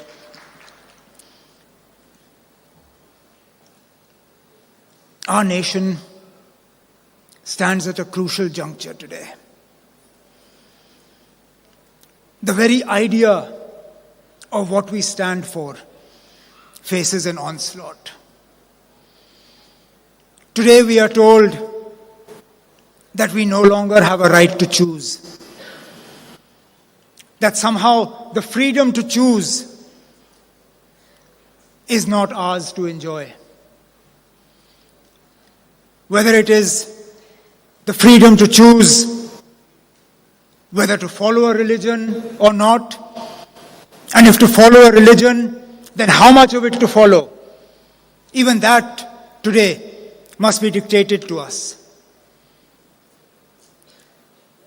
As an individual, I believe that it was my right to choose. As a Hindu, I should be able to choose whether I want to wear saffron robes or not, whether I want to sport a tilak or not. As a Sikh, I believe that it is my right to choose whether to tie a turban or not. As a Muslim, I believe it is my right to choose whether to wear a cap or sport a beard, or wear a burqa or a skulk or a scarf or a hijab. Because that, as an individual, is between me and my God. Yet for some reason today in this country that we call India, that choice, that freedom is to be denied to us. The freedom to choose what language I wish to speak, whether I wish to speak to my people in Kashmiri, in Urdu, in Hindi, in Tamil, in English. Somehow I am being told that choice, that freedom threatens the idea of India. How I choose to dress, whether I wear a veshti, whether I wear a kurta pajama, whether I wear jeans or a t-shirt, that somehow that choice, that freedom, that offends the idea of India. But to my mind, it is that very freedom, that very choice, that is the idea of India. The diversity of India. The diversity of India, north to south, east to west, that allows me to choose where I live, how I live, what I eat, what religion I follow, what I wear. That is the idea of India. And if that choice is taken away, then that idea of India is being taken away from me. And it is that idea of India that we must protect. India that we must protect. India is too large a country for some homogeneous idea of India to prevail on everybody. It is a similar onslaught in the idea of what allows the government of India, how you govern a country as diverse as India. India as a federal unit is enshrined in our constitution. Yet there is a continuous onslaught on the powers of the state to decide for themselves what is in the interests of the people of Tamilnadu, of Kerala, of Jammu and Kashmir.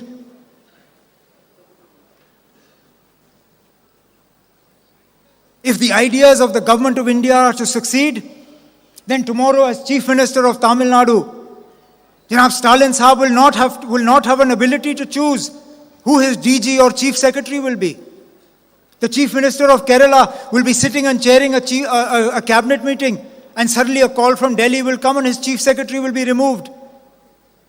Is this the idea of what a federal structure looks like? Is this respect for states? Is this how we are going to strengthen the idea of India? By disempowering people. See, what starts in Jammu and Kashmir does not end in Jammu and Kashmir. The experiments of Jammu and Kashmir then get utilized in other parts of the country. So I'm here not just as a victim of what has been done, but as a warning of what can be done. My state was divided into two parts and reduced to a union territory without the consent of the people of Jammu and Kashmir. They were not asked whether this is something they wanted. This is the first time in the history of India that a state was downgraded to a union territory.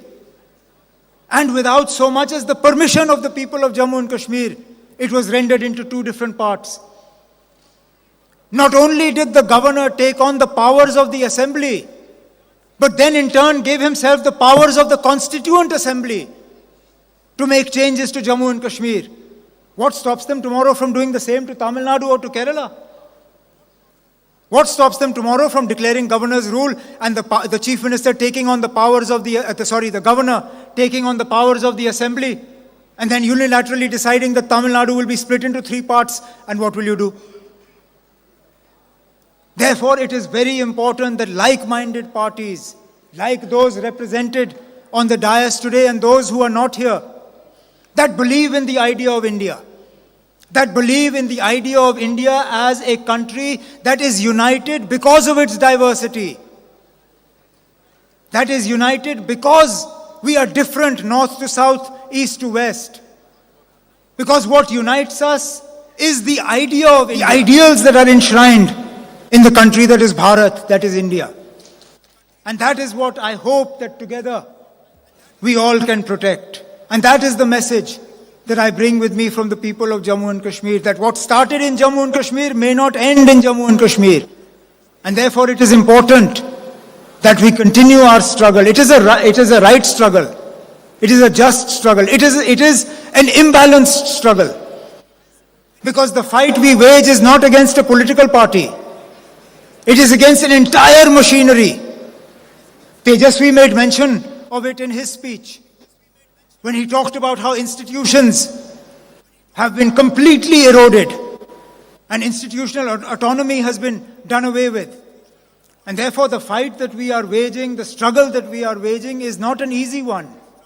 Perhaps it's not even a fair one, but it is definitely a just one. And I believe that is why opportunities like this, that give somebody like me from Jammu and Kashmir a chance to come here and talk to people all the way as far south as Chennai, are important ones, because it allows us to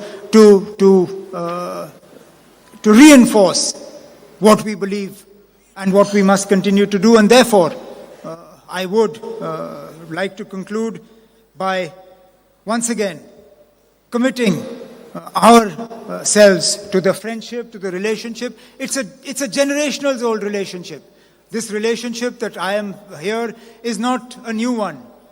It's not my father, it started from my grandfather. My family has a very close relationship with the state of Tamilnadu. My grandfather was detained here. And therefore, all I can say is that I hope that the idea of India that we hold dear to our hearts is the India that we will give to our children and grandchildren in the inheritance that we pass on to them. And I'm sure, as long as we have leaders like Shri Stalin and his colleagues here, Tamil Nadu will be a bastion of strong support and strong message of the idea of India in its diversity and in everything that makes it special. Once again, my heartfelt congratulations to Janab Stalin Saab for his book. Oh, before I finish, I understand that tomorrow is the Honorable Chief Minister's birthday. Ordinarily, traveling from Kashmir is famous for shawls, but shawls can only be used in very cold climate. You don't have cold climate here. So when I was thinking what can I bring for the Honorable Chief Minister as a token from the people of Jammu and Kashmir for him, for his birthday, I thought there's no point giving him a shawl, because if I give him a shawl, it will go in the cupboard and not come out. And therefore I have brought a very small carpet from Kashmir as a symbol of our love and our affection for the Honorable Chief Minister, which I hope he will accept. And I look forward to one day welcoming Shri Stalin also to Kashmir so that we can have a similar function there. Thank you all very much. Thank you. Honored with your presence and such an intense special addresser. Thank you so much. கழகத்தின் பொருளாளர், இயக்கத்தின் மூத்த முன்னோடி,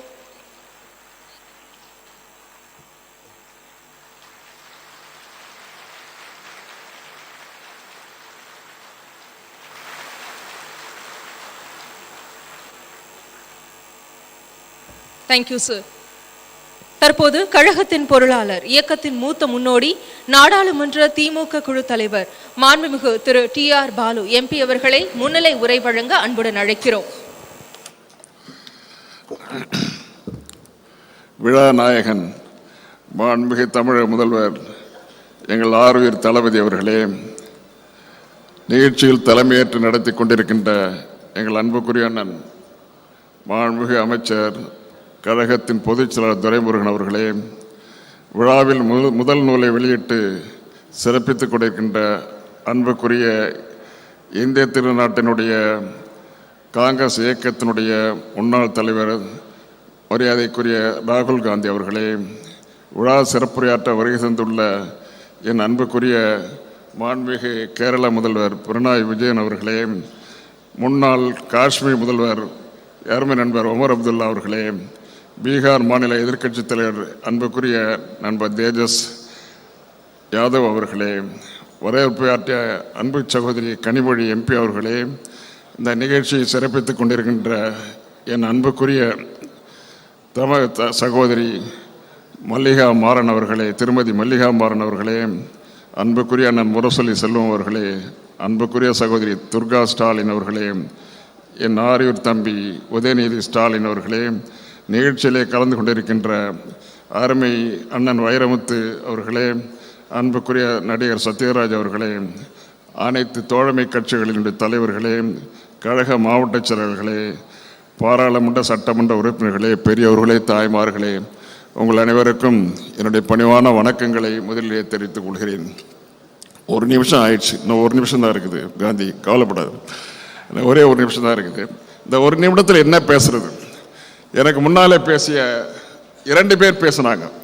இந்திய திருநாட்டிலிருந்த பல்வேறு மாநிலங்களிலிருந்து வந்திருக்கின்ற பீகார் இப்போது இருக்கின்ற எதிர்க்கட்சி தலைவர் தேஜஸ்வி அவர்கள் பேசினார்கள். அதற்கு பிறகு காஷ்மீர் முன்னாள் முதல்வர் ஒமர் அப்துல்லா பேசினார். 2 பேருமே இளம் தலைவர்கள். இந்த 2 தலைவர்களுடைய மனதில் இருக்கின்ற அழுத்தங்கள் எவ்வளவு என்பதை நீங்கள் நன்றாக புரிந்து கொண்டீர்கள். தேஜஸ்வி பேசும்பொழுது கடைசியிலே பேசினார், நான் கவலைப்படுகிறேன், ஒரு கலெக்டிவாக எல்லோரும் ஒற்றுமையாக இருந்து நாம் போரிட தவறி விடுகிறோம் என்று கடைசியிலே முடித்தார். ஒமர் அப்துல்லா பேசுகிற நேரத்தில் சொன்னார், இந்த நாட்டில் இருக்கின்ற எல்லோருக்கும் சுதந்திரம் இல்லை, மத சுதந்திரம் இல்லை, கலாச்சார சுதந்திரம் இல்லை, பண்பாடு சுதந்திரம் இல்லை. என்னுடைய நாடு, என்னுடைய மாநிலம் பிரித்து போடப்படுகிறது. அதற்கு காரணம் இந்த நாட்டில் இருக்கின்ற மிகப்பெரிய பெரும்பான்மை உள்ள மதச்சார்புள்ள மதத்தை வைத்துக் கொண்டு நாட்டை பிரிவினை சக்திகள் இன்றைக்கு கையாண்டு கொண்டிருக்கின்ற நிலையை அவர் தெளிவாக எடுத்து சொல்லிவிட்டு போனார். பாராளுமன்றத்தில் எங்களுடைய அன்பு தலைவர் தளபதி அவர்கள் சொல்லியபடி நாங்கள் இவர் என்ன கருத்து சொன்னாரோ அதெல்லாம் எடுத்து சொல்லியாச்சு. யாரும் கேட்க மாட்டாங்க. என்ன கேட்கறது என்ன சான்ஸ் இருக்குது? 303 பேர் இருக்காங்க. இந்த 303 பேர் அவங்கள ஜெயிக்க விட்டது யாரு? இதைத்தான் நான் நிறைய பேச முடியாது. மிகவும் டைம் கன்சென்ட் ரொம்ப அதிகமாக இருக்கு. இந்த 1 நிமிஷத்தில் பேச விரும்புகிறேன். என்ன அந்த ஆளுங்கட்சிக்கு என்ன தகுதி இருக்குது, யோக்கியதை இருக்கிறது என்று நீங்கள் கேட்கலாம். 303 பேர் இருக்கிறாங்களே நீங்க சொல்லலாம். ஆனா ஒன்று, இந்த 303க்கு ஒட்டுமொத்தமாக அவர்கள் பெற்ற வாக்கு எண்ணிக்கை எவ்வளவு, வாக்கு சதவிகிதம் எவ்வளவு? 37%. 37% கொண்ட வாக்குரிமை பெற்றவர்கள் இந்த நாட்டை ஆண்டு கொண்டிருக்கிறார்கள். 303 உறுப்பினர்களை கொண்டு 63% கொண்ட இந்த நாட்டில் இருக்கின்ற எதிர்க்கட்சிகள், இங்கே உட்கார்ந்து இருக்கின்ற எதிர்க்கட்சி தலைவர்களுக்கெல்லாம் சொல்லிக் கொள்ள விரும்புகிறேன், இன்று ஒன்று கூடுகிறீர்கள். தென்னகத்திலே என்னுடைய அன்பு தலைவர் தளபதி அவர்களுடைய முன்னிலையில், அவருடைய தலைமையில் இன்றைக்கு ஒன்று கூடியிருக்கிறீர்களே, இந்த நிலை மேலும் மேலும் அதிகரிக்க வேண்டும். 1996 போல, 2004 போல எல்லா அன்றைக்கு இருந்த கட்சிகளை விட இன்னும் சில நண்பர்களை சேர்த்து கொண்டு ஒற்றுமையாக நீங்க போரிட்டால்தான் திராவிட மாடல் அரசியல், எங்களுடைய அன்பு தலைவர் தளபதி அவர்கள் இன்றைக்கு முன்மொழிந்திருக்கிறாரே, அந்த திராவிட மாடல் அரசியல், மாநில சுயாட்சி, மதச்சார்பின்மை, இந்த மதச்சார்பையும் மாநில சுயாட்சியும் சமூக நீதியோடு கலந்து எல்லாம் சேர்ந்த கலவை தான் திராவிட மாடல். இந்த திராவிட மாடல், ஐயா வைரமுத்தவங்க சொன்னாங்க, திராவிட மாடல் சொல்லுங்க, எந்த வேணாலும் சொல்லுங்க, ஆனா திராவிட மாடல் சொல்லுங்க, தமிழ்நாட்டு மாடல் எது வேணாலும் சொல்லுங்க. இது தளபதி அவர்களை முன்னிறுத்தி இன்றைக்கு திராவிட மாடல் அரசியல் சமூக நீதியினுடைய தலைவராக சமூக நீதி இயக்கத்தை இன்றைக்கு தோற்றுவித்திருக்கின்ற எங்களுடைய அன்பு தலைவர் தளபதி அவர்கள் தலைமையில் ஒன்று கூட வேண்டும் என்று நான் சொல்லவில்லை. யார் தலைமையில் வேணாலும் கூடுங்க, எல்லோரும் ஒன்னா சேருங்க. நேரடியாக பார்க்கும் போது கட்டிப்பிடித்துக் கொள்கிறோம், வேற்றுமைகளை மறந்து ஒரு கட்டிப்பிடித்து தொழில் கொள்கிறோம். ஆனால் தேர்தல் வந்தால் நெல்லிக்காய் மூட்டை அவுத்து விட்டது போல எங்க தனித்தனியாக நின்று கொண்டு இருக்கிறோம். தனித்தனியாக இருக்கின்ற காரணத்தினால் இந்த நாட்டினுடைய வாக்குகள் பிரிந்து போகின்றன, ஒற்றுமை இல்லாமல் போகிறது. எதிர்க்கட்சியில் ஒற்றுமை இல்லாத நிலையில தான் இன்றைக்கு இந்த நிலை உருவாகிறது. இனிமேலாவது நாம் எல்லோரும் ஒன்றாக சேர்ந்து, இன்றைக்கு வந்திருக்கின்ற தமிழகத்தில் இருக்கின்ற தலைவர்கள் எல்லோரும் ஒன்றாக சேர்ந்து எப்படியாவது மதவெறியாடி கொண்டிருக்கிற மதத்தை தலைப்பாக வைத்துக் கொண்டு இன்றைக்கு ஆட்டம் போட்டுக் கொண்டிருக்கின்ற இயக்கம் இந்த தடவையோடு முடித்து வைக்கப்பட வேண்டும். இனிமேல் அவர்கள் ஆட்சிக்கு வரக்கூடாது என்றால் அருள் கூர்ந்து எல்லோரும் ஒன்று சேருங்கள்.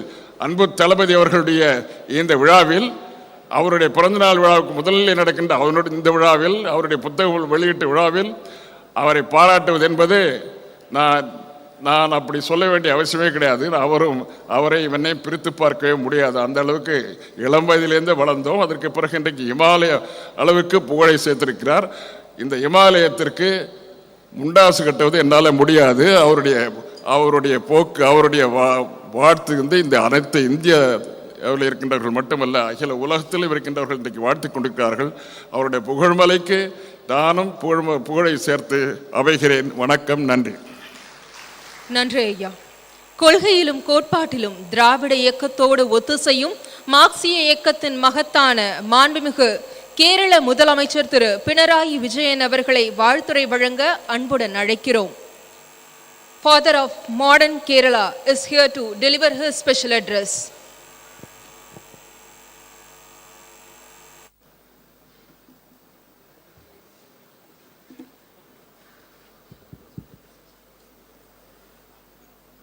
Dear sisters and brothers, it gives me immense pleasure to be with you all here today at the book release of Thiru Stalin Avargal's autobiography, ungaliloruvan.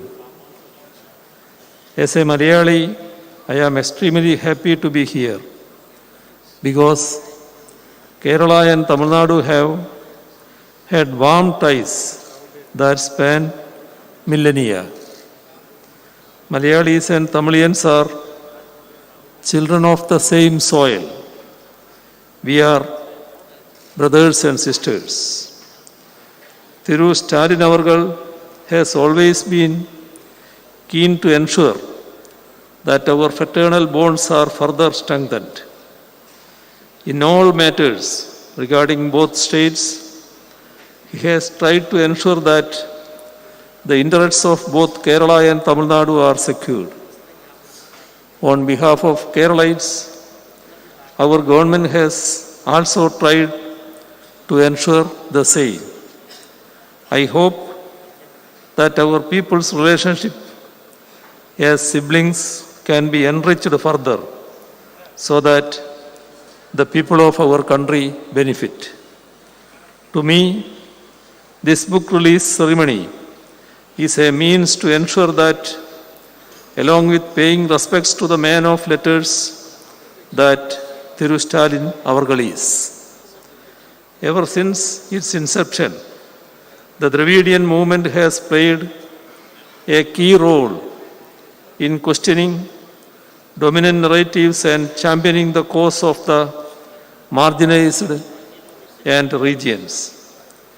It has also stood against superstitions and malpractices as a torchbearer of logic, reason, and scientific temper, protecting and strengthening the multicultural and plural outlook of the Indian society, and enriching mother tongues have also been primary concerns of the Dravidian movement.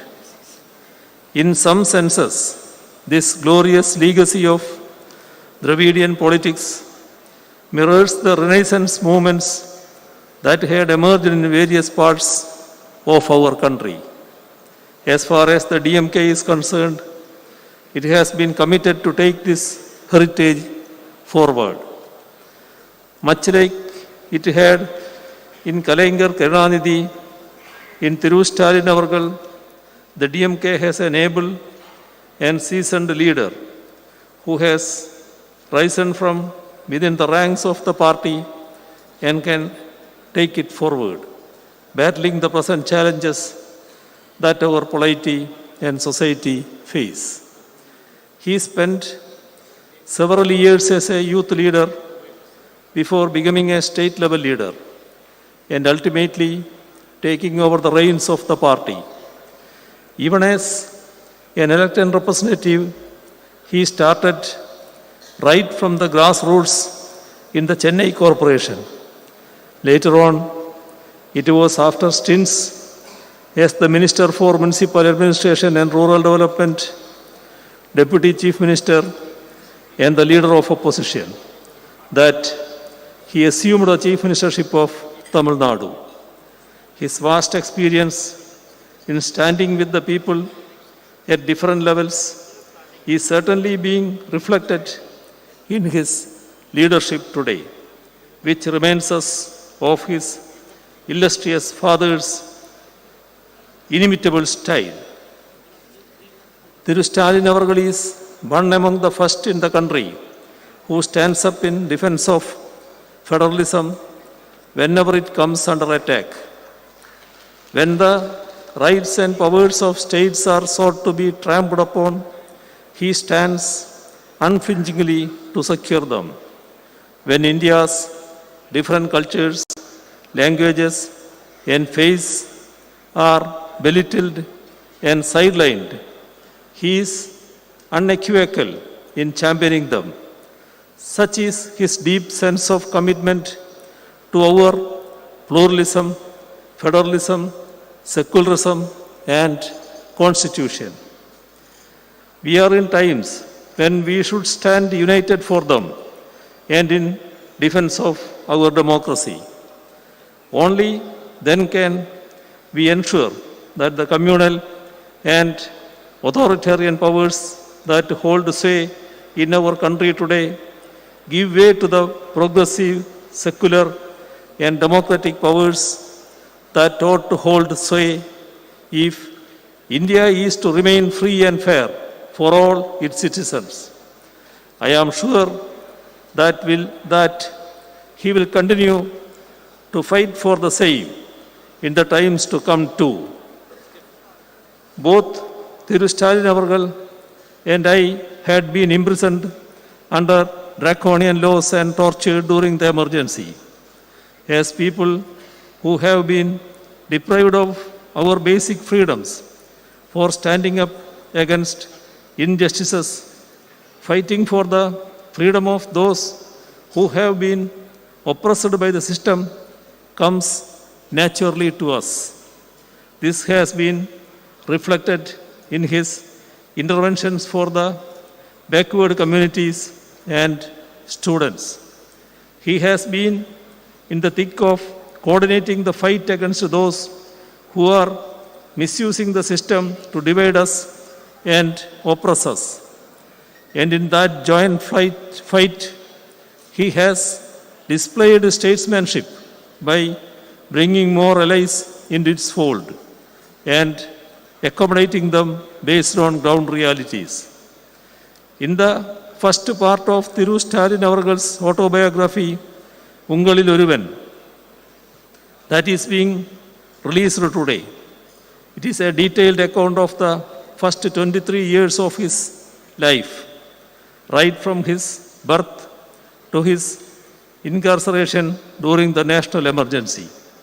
The household he was born and brought up in, his schooling and college days, his interactions with Periyar and Anna, his early political activism as a student, his initial stints with theatre and cinema, his use of theatre forms of political campaigns, the formation of the DMK's youth wing, his local level work for the DMK, and his election to local level leadership of the party, and his wedding have been detailed over 27 chapters.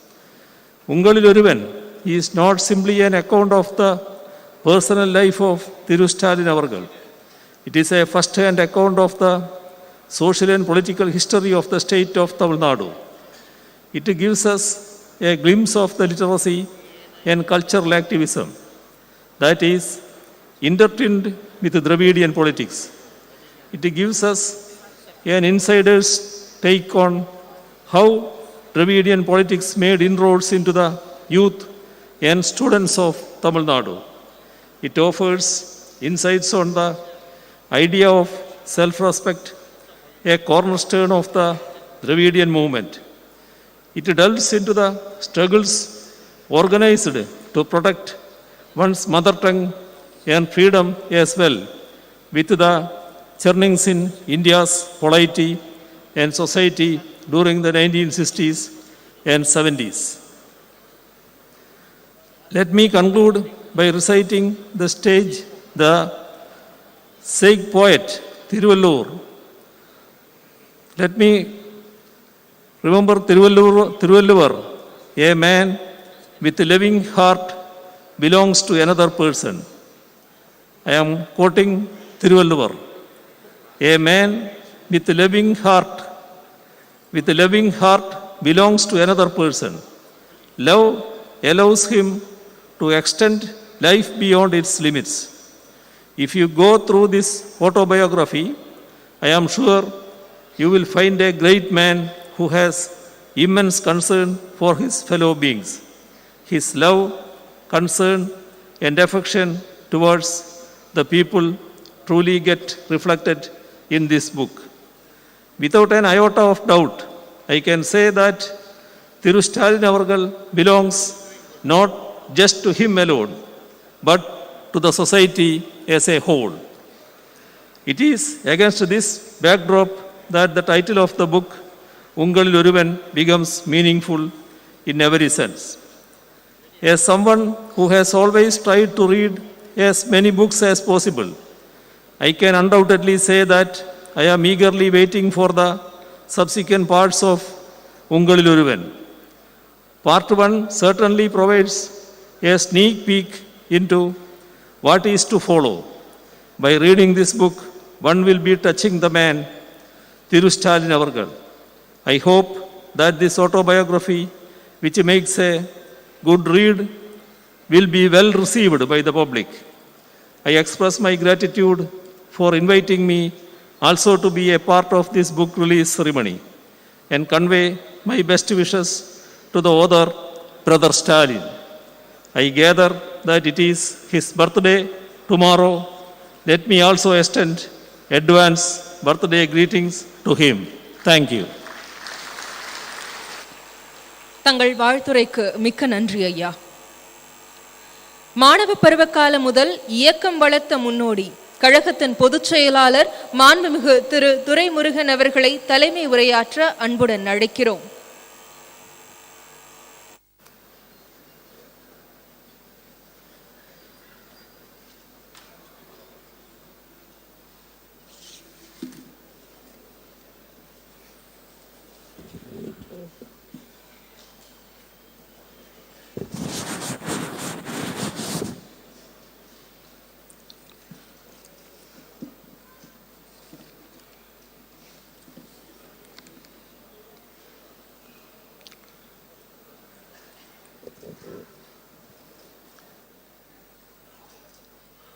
போற்றுதலுக்கும் பாராட்டுதலுக்கும் உரிய எங்களுடைய தலைவர் தமிழக முதல்வர் அவர்கள் எழுதியிருக்கின்ற சுயசரிதையிலே உங்களில் ஒருவன் என்கிற ஒரு சுயசரிதையினுடைய முதல் பாக வெளியீட்டு விழாவில்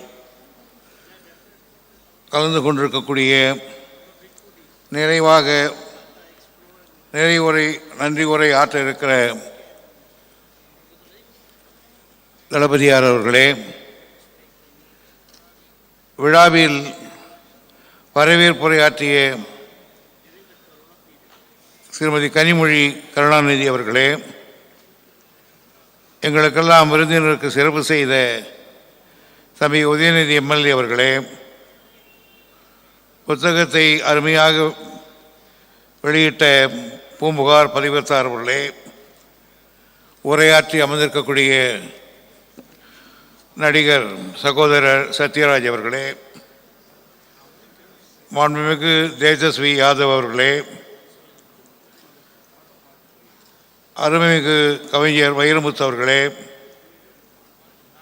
காஷ்மீரத்து சிங்கம் வசீரே ஆசாம் அப்துல்லாவின் பேரன் மரியாதைக்குரிய உமர் அப்துல்லா அவர்களே, திராவிட முன்னேற்ற கழகத்தின் பாராளுமன்ற குழு தலைவர் கழக பொருளாளர் டி.ஆர். பால் அவர்களே, மாண்புமிகு கேரளத்து முதல்வர் பினராயி விஜய் அவர்களே, இறுதியாக உரையாற்ற இருக்கின்ற அகில இந்திய காங்கிரஸ் கட்சியினுடைய தலைவர்களில் ஒருவர் நம் மரியாதைக்குரிய ராகுல் காந்தி அவர்களே, மற்றும் இந்த விழாவுக்கு அரங்கத்தில் இணைந்திருக்கின்ற சான்றோர் பெருமக்களே, உங்கள் அனைவருக்கும் முதற்க என்னுடைய நன்றி கலந்த வணக்கம். இந்த மாபெரும் விழாவில், சரித்திரம் படைக்கப் போகின்ற இந்த விழாவில், அந்த நூலை வெளியிடுகிற நிகழ்ச்சியில் எனக்கு தலைமை பொறுப்பை தந்த நூலாசிரியர் தளபதியார் அவர்களுக்கும், புத்தகத்தை வெளியிட்ட பூம்புகார் பத்திரிகைக்காரருக்கும் என் மனமார்ந்த நன்றியை வணக்கத்தை நான் தெரிவித்துக் கொள்கிறேன். நம்முடைய தளபதி அவர்கள் 13 வயதிலே இருந்து நாளை காலையிலே பிறந்தநாள் காணப்போகிற வரையில் அவர் பல்வேறு விதமான பரிமாணங்களிலே மிளிர்ந்திருக்கிறார். 13 வயது மாணவனாக இருக்கிற பொழுது இளைஞரணி ஆக பரிமாணத்திலே திகழ்ந்தார். பிறகு இயக்கத்தில் செயல் வீரனாக திகழ்ந்தார். தமிழகமெங்கும் பேச்சாளராக திகழ்ந்தார். நாடக நடிகனாக திகழ்ந்தார். சினிமா நடிகனாக திகழ்ந்தார். மேயராக திகழ்ந்தார். எம்எல்ஏவாக திகழ்ந்தார். அமைச்சராக திகழ்ந்தார். துணை முதல்வராக திகழ்ந்தார். செயல் தலைவராக திகழ்ந்தார். தலைவரானார். இன்றைக்கு முதல்வராக இருக்கிறார். இத்தனை பரிமாணங்களை இந்த வயதுக்குள் எடுத்தவர் நம்முடைய தளபதி அவர்கள். இந்த முதல்வர் இத்தனை பரிமாணங்கள் இருந்ததை தவிர ஒரு பரிமாணம் இருக்குமோ இருக்காதோ என்கிற ஒரு நிலை இருந்தது. அதையும் இப்பொழுது தீர்த்து தான் ஒரு எழுத்தாளன் என்பதை நம்முடைய தளபதி அவர்கள் இன்றைக்கு நிரூபித்து காட்டியிருக்கிறார்கள். அந்த நூலை நான் படித்தேன். பொதுவாக எந்த புத்தகம் வாங்கினாலும் அண்ணா சொல்வார், முதல்ல 10 பக்கம், கடைசியில் 10 பக்கம், நடுவில் ஒரு பக்கம், முடிஞ்சதுன்னு சொல்லுவார் எங்கள் கிட்ட. அந்த மாதிரி தான் இப்போ நான் படிக்கிற நேரம் வரல. ஆனால் எந்த ஒரு நூல் எடுத்ததிலிருந்து கீழே முடித்து வைக்கிற வரையில் முழுமையாக படித்த ஒரு நூல்களில் ஒன்று நம்முடைய தளபதி எழுதிய இந்த உங்களிலே ஒருவன் என்ற நூல். இது ஏதோ புகழ்வதற்காக அல்ல, நீங்கள் வாங்கி படித்தால் அதனுடைய சுவாரஸ்யம் தெரியும். பொதுவாக அரசியல்வாதிகள் எழுதுகின்ற சுயசரிதையில் அதுக்கு மிக மிக எடுத்துக்காட்டு 2.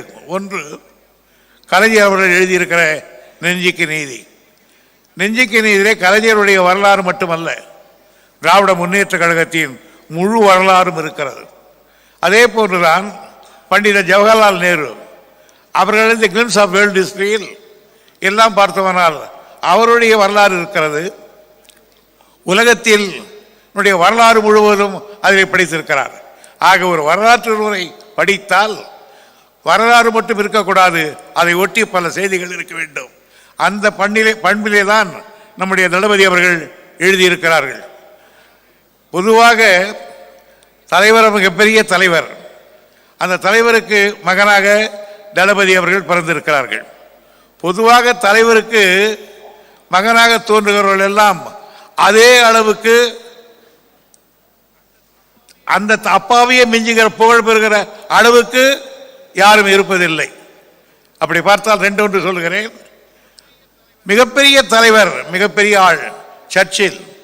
ஆனால் அவங்க வீட்டு பிள்ளைகள் எப்படி இருந்தார் என்று வரலாறு படித்து தெரியும். ஏன் மகாத்மா காந்தியுடைய பிள்ளைகளே என்ன ஆனார்கள் தெரியும். ஆனால் சிலர் தான் விதிவிலக்காக இருக்கக்கூடியவர்கள். சோழ மன்னனிலே ராஜராஜன் மிகப்பெரிய மன்னன், தந்தை பிரகதீஸ்வரத்தை கட்டியவன். அவனுடைய எல்லை வடக்கே தொங்குபத்திரை, மேற்கே காந்தாளம், அது மட்டும்தான் தமிழ்நாட்டு எல்லை. ஆனால் அவருக்கு மகனாக பிறந்தவன் ராஜேந்திர சோழன் கங்கையை கொண்டான், காவிரி கொண்டான், பிறகு ஈழத்தை வென்றான், கடாரத்திலே கொடி போட்டான், பிலிப்பைன்ஸ் தீ வரையிலே வெற்றி கண்டான். ஆகவே தந்தையை விட அதிக புகழ் பெற்றவன் நம்முடைய ராஜேந்திர சோழன். அதைத்தான் சொல்லுவார்கள், தாய் 8 அடிந்தால் குட்டி 14 அடி பாயும் என்று. அதே போலதான் மகேந்திர பல்லவன், காஞ்சியிலே ஒரு மன்னன் அவன். ஆனால் சாளுக்கிய மன்னன் எல்லாம் புலிகேசி படையெடுத்து வந்து அவனை அங்கே தோற்கடித்து சாளுக்கிய படைகள் திருச்சிராப்பள்ளி வரையிலே போய்விட்டது. ஆனால் அவருக்கு பின்னால் மகனாக வந்தவன் நரசிம்ம பல்லவன். அதே புலிகேசியை அதே வாதாபியுடைய தலைநகருக்கு சென்று தீயிட்டு கொளுத்தி வெற்றி கண்டிருக்கிறான். தந்தை புகழ அதிக புகழை பெற்றிருக்கிறவன். அதே போன்றுதான் ஐதர் அலி, அவருக்கு மகனாக பிறந்த திப்பு சுல்தான் அதிக புகழை ஈட்டி காட்டினான். அதே போன்றுதான் நேரு அவர்கள், அவருக்கு மகனாக பிறந்த இந்திரா காந்தி அம்மையார் அவர்களும் அவரை ஒத்த புகழை பெற்றிருக்கிறார்கள். இங்கிலாந்து நாட்டு வரலாற்றில் பிட் என்ற ஒரு பிரதமர் இருந்தார், மிக புகழ்பெற்றவர். அவருக்கு இளைய பிட் த எங்கர் என்று சொல்வார்கள். அவரை விட புகழ் பெற்றார். அந்த வகையை பார்த்தால் நம்முடைய தளபதி அவர்கள் இன்றைக்கு எடுத்திருக்கிற முயற்சிகள், இன்றைக்கு அவர் அரசியலை காட்டுகிற அந்த படிவுகள், இவையெல்லாம் ஒட்டு போர்த்தால் கலைஞர் புகழுக்கு மேலும் ஒரு புகழை இந்த நாட்டுக்கு சேர்க்கிறவர் என்பதிலே யாருக்கும் எந்த விதமான திடமில்லை.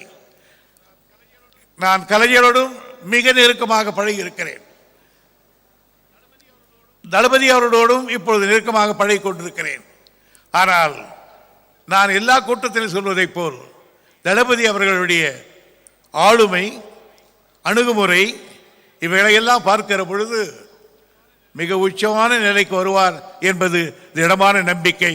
என்னுடைய அனுபவத்தில் நான் அவர் வாழ்த்துகிறேன், பாராட்டுகிறேன். எழுத்து என்பது கலைஞருடைய குடும்பத்துக்கு புதியதல்ல. இங்கே நம்முடைய ராகுல் காந்தி அவர்கள் ஒவ்வொன்றையும் கேட்டுக்கொண்டிருந்தார்கள் என்ன என்ன என்று.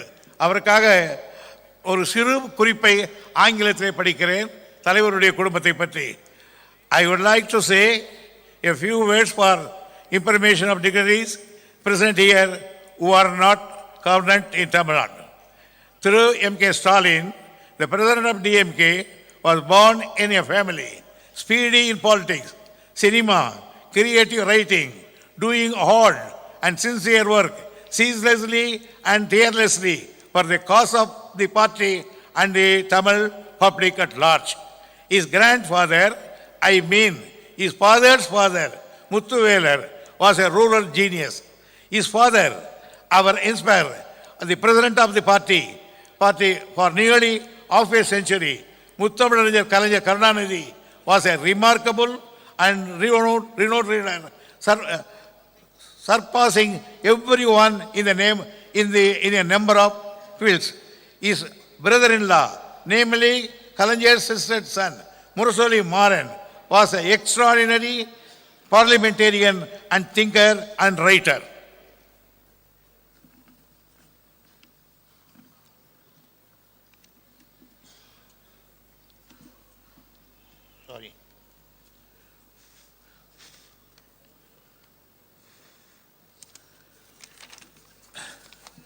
His another brother-in-law, Sir Amardam, is a cinema photographer.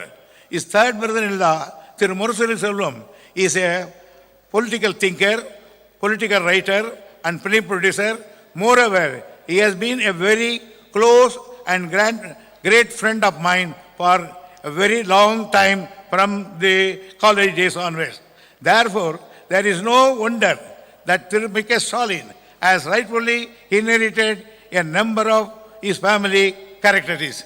The color of blood and red, the symbolic flag, is inseparably mingled in and running in his blood. While his father entered the politics at the age of 14, M.K. Stalin entered the politics at the age of 30, organizing the youth wing at Gopalapuram. Step by step, he has reached the present position by sheer hard work. He is never in a hurry, always adopting high degree of patience. Like his father, Kalaignar, so Stalin as vigilant and workable, always thinking of the party men, Tamil people and Tamilnadu.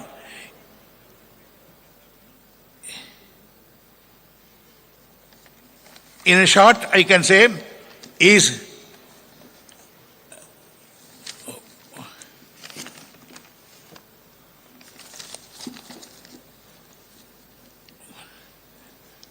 like his victories is certainly going to the very long and limelightness to our leader Stalin. In short, our leader Stalin is a junior Kalaignar for us, a ever youthful leader, commendable commander of the party, laudable leader, evergreen leader, arch of the DMK. He deeply engraved his name in the hearts and minds of the Tamil Nadu people. என்று இத்தகைய பெருமைகளை பெற்றிருக்கிற காரணத்தால் தான் அவர் இன்றைக்கு ஓங்கு புகழ் பெற்றிருக்கிறார். அவர் இந்த பல நீங்கள் முன்னாலே சொன்னதை போல் இன்னும் பல பாகங்களை எழுதி நம்முடைய நாட்டுக்கும் மொழிக்கும் சேவை செய்ய வேண்டும் என்று கேட்டுக்கொண்டு, நாங்கள் எவ்வளவு பேர் இருந்தாலும் கடைசியாக இறுதியாக ஒரு சொல்லுகிறேன். போன விழாவில் ஒரு புத்தக வெளியிட்டாவில் அமிர்தம் அவர்கள் பேசிய பேச்சிலிருந்து ஒரு பகுதியை வாங்கிக் கொள்கிறேன். அமிர்தம் பேசுகிற பொழுது எனக்கு கண்ணிலே தண்ணி வந்து விட்டது. காரணம், அமிர்தம் சொன்னார், உன்னை விட பெரியவன், என் தோள் மீது உன்னை தூக்கி வளர்த்தவன், அப்படியெல்லாம் வளர்த்திருந்தாலும் உன்னை நான் இன்னைக்கு தலைவனாக ஏற்றுக்கொள்கிறேன், உன் வழியில் இருக்கிறேன் என்று அவர் சொன்ன பொழுது அந்த குடும்பத்தின் வரலாறு தெரிந்த காரணத்தால் எவ்வளவு பெரிய பரந்த மனப்பான்மை, எத்தகைய எண்ணம் எண்ணிக்கொண்டேன். அதே போன்றுதான் நாங்கள் எவ்வளவு வளர்ந்திருந்தாலும், உன்னை விட பெரியவராக இருந்தாலும், உன்னை எங்கள் வழிகாட்டியாக, தலைவராக என்று நாங்கள் ஏற்றுக்கொள்வோம்.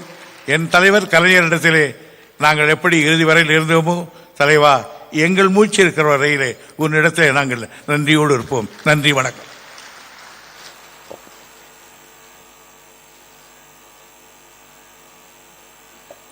நன்றி ஐயா. தற்போது காலம் கருதி முன்னதாக நினைவு பரிசு வழங்கப்படுகிறது. நினைவு பரிசு வழங்குவதற்காக மாண்புமிகு தமிழ்நாடு முதலமைச்சர் அவர்களை அன்புடன் அழைக்கிறோம். நினைவு பரிசை பெற்றுக்கொள்ள திரு உமர் அப்துல்லா அவர்களை அன்புடன் அழைக்கிறோம்.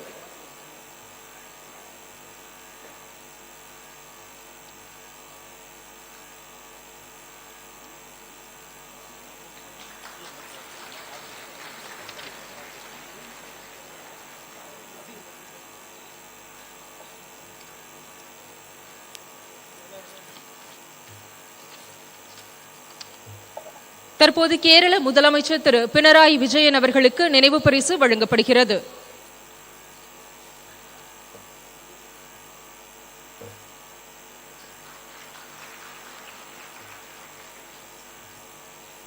காஷ்மீர் மாநில முன்னாள் முதலமைச்சர் திரு உமர் அப்துல்லா அவர்களுக்கு நினைவு பரிசு வழங்கப்படுகிறது. திரு தேஜஸ்வி அவர்களுக்கு நினைவு பரிசு மாண்புமிகு முதலமைச்சர் அவர்களின் கரங்களால் வழங்கப்படுகிறது.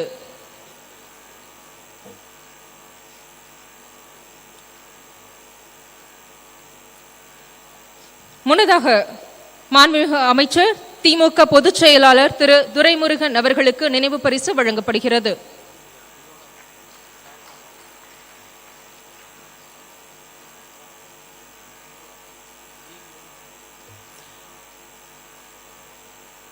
நாடாளுமன்ற திமுக குழு தலைவர் திமுக பொருளாளர் திரு TR பாலு அவர்களுக்கு நினைவு பரிசு வழங்கப்படுகிறது. கவி பேரரசு திரு வைரமுத்து அவர்களுக்கு நினைவு பரிசு வழங்கப்படுகிறது.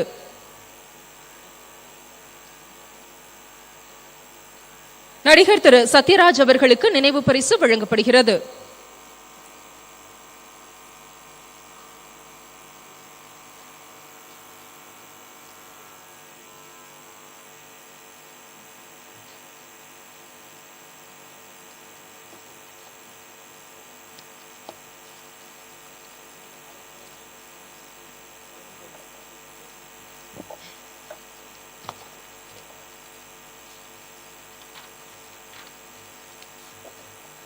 நானும் தமிழன்தான் என நாடறிய முழங்கிய நல்லதொரு தலைவர், நாட்டுக்காய் தங்களையே அர்ப்பணித்த குடும்பத்தின் வழித்தோன்றல், இந்திய மக்களின் குரலை எதிரொலிக்கும் திரு ராகுல் காந்தி அவர்களை வாழ்த்துரை வழங்க அன்புடன் அழைக்கிறோம்.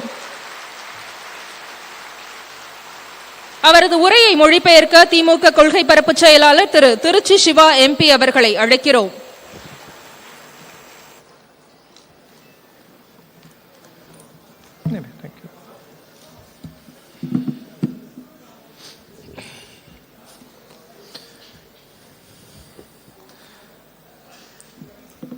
Thiru M.K. Stalin ji,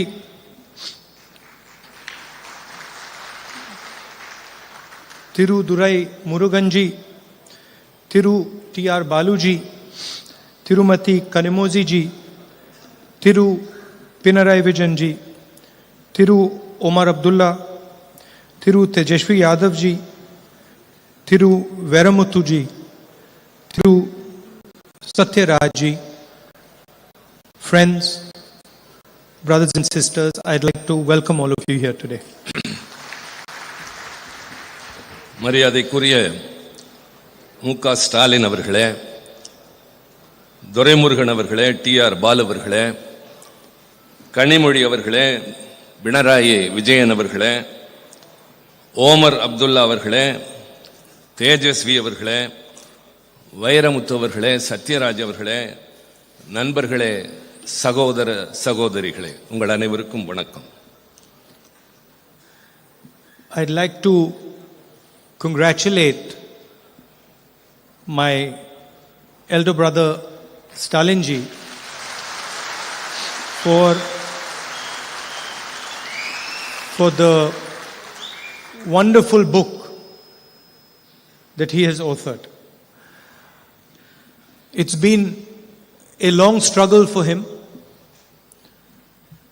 many years of struggle, and I congratulate him on what he has done for the people of Tamil Nadu. நான் என்னுடைய அண்ணன் முக ஸ்டாலின் அவர்களை பாராட்ட விரும்புகின்றேன். ஒரு அருமையான புத்தகத்தை வழங்கியதற்காக.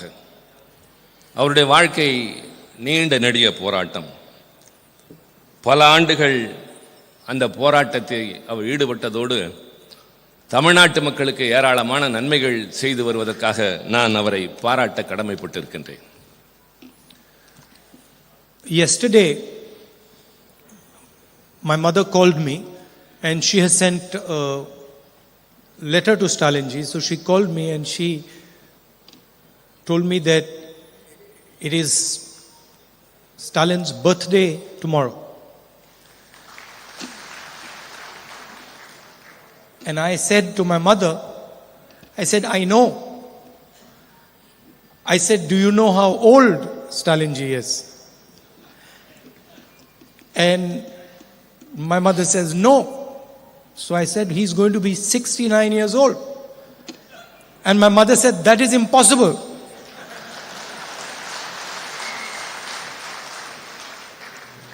நேற்றைய தினம் என்னுடைய தாயார் என்னை அழைத்து நாளை முக ஸ்டாலினுக்கு பிறந்த நாள் என்று சொன்னார்கள். நான் எனக்கு தெரியும் என்று சொன்னேன். சொல்லிவிட்டு அவருக்கு எத்தனை வயது தெரியுமா என்று கேட்டேன். தெரியாது என்று சொன்னார்கள். 69 என்று சொன்னவுடன் சாத்தியமே இல்லை என்று என்னுடைய தாயார் சொன்னார்கள். So I said, how old do you think he is? So she said, I think he must be 58 or 60. நான் என்னுடைய தாயாரிடம் கேட்டேன், அவருக்கு எத்தனை வயது இருக்கும் என்று நீங்கள் கருதுகிறீர்கள்? 50 அல்லது 60க்குள்ளாகத்தான் இருக்கும் என்று அவர் என்னிடம் சொன்னார். Afterwards she Googled. She does Google these days. She Googled Stalin's age. And then she called me. She sent me a message. My God, you're right. He's 69 years old. நான் அப்படி சொன்னவுடன் என்னுடைய தாயார் கூகுளிலே அந்த செய்தியை ஒப்பிட்டு பார்த்து ஆம் நீங்கள் சொன்னது சரிதான் என்று ஒத்துக்கொண்டார்கள். So I don't know if it's in the book, but if it isn't, he has to write another book telling us how he manages to look so young. இந்த புத்தகத்தில் இருக்கிறதா இல்லையா எனக்கு தெரியாது.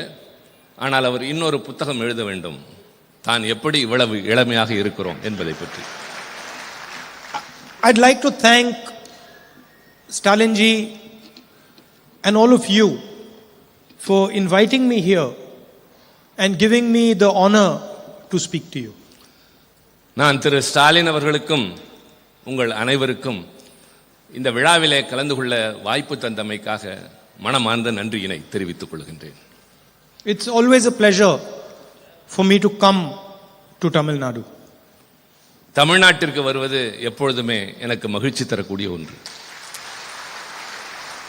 And I don't mean that in a light way. I mean that in a very profound and deep way. நான் அதை மேலோட்டமாக சொல்லவில்லை, அடிமனதிலிருந்து ஆழமான உணர்வோடு நான் இதை குறிப்பிடுகிறேன். Some days ago I gave a speech in Parliament and I believe it was appreciated in Tamil Nadu. சில நாட்களுக்கு முன்னால் நான் நாடாளுமன்றத்தில் ஆற்றிய உரையினை தமிழ்நாடு மிகப்பெரிய அளவில் பாராட்டியதாக நான் அறிந்தேன். And as I was walking out of Parliament, these journalists, they try to be clever all the time. As I was walking out of Parliament, one of the journalists asked me, you gave this speech. Why did you mention Tamil Nadu so many times? நான் நாடாளுமன்றத்திலிருந்து வெளியே வந்தபோது பத்திரிகையாளர்களை பார்த்தேன். அதில் ஒருவர் என்னிடம் கேட்டார், உங்களுடைய உரையில் என்ன காரணத்திற்காக நீங்கள் தமிழ்நாட்டை பற்றி குறிப்பிட்டீர்கள் என்று கேட்டார். And suddenly I realized that I had mentioned Tamil Nadu many times. நான் பலமுறை அதை உணர்ந்திருக்கின்றேன். தமிழ்நாட்டின் மீது எனக்கு எந்த அளவிற்கு அன்பு இருக்கிறது என்பதை பற்றி. And as I was walking out, without realizing it, it came out of my mouth that, I'm Tamil. நான் வெளியே வருகிற போது என்னை அறியாமல் சொன்னேன், நான் தமிழ் என்று சொன்னேன். என்னை அறியாமல் அந்த வார்த்தை வந்தது. Then I got in the car and I was thinking, but why did you say that? நான் என்னுடைய காரில் ஏறியதற்கு பின்னால் ஏன் அப்படி சொன்னேன் என்று யோசித்தேன். Why did those words come out of your mouth? ஏன் அந்த வார்த்தைகள் உன்னுடைய வாயிலிருந்து வந்தன? You're not born in Tamil Nadu. நீங்கள் தமிழ்நாட்டில் பிறக்கவில்லை. You don't speak Tamil. நீங்கள் தமிழ் மொழியை பேசுவதில்லை. Tamil is a 3,000-year-old civilization. 3000 ஆண்டுகள் பழமையான நாகரிகமுடைய மொழி தமிழ் மொழி. You don't even begin to understand that civilization. அந்த நாகரிகத்தை பற்றி நீங்கள் இன்னும் தெரிந்து கொள்ள கூட முற்படவில்லை. How can you say you are Tamil? I ask myself. அதற்கு பின்னாலும் எப்படி நீங்கள் தமிழர் என்று சொல்லிக் கொள்கிறீர்கள் என்று எனக்கு நானே கேட்டுக்கொண்டேன். How have you given yourself the right to say that you are Tamil? நான் எப்படி அந்த உரிமையை அப்படி சொல்லுகின்ற அளவிற்கு எடுத்துக்கொண்டேன். And I was thinking this for some time in the car while I was driving home. நான் காரில் செல்கிற போது மீண்டும் தொடர்ந்து அதை பற்றியே யோசித்துக் கொண்டிருந்தேன். And then I realized why I said those words. பின்னர் நான் உணர்ந்தேன் ஏன் அந்த வார்த்தையை சொன்னேன் என்பது பற்றி. Because my blood is mixed with your soil.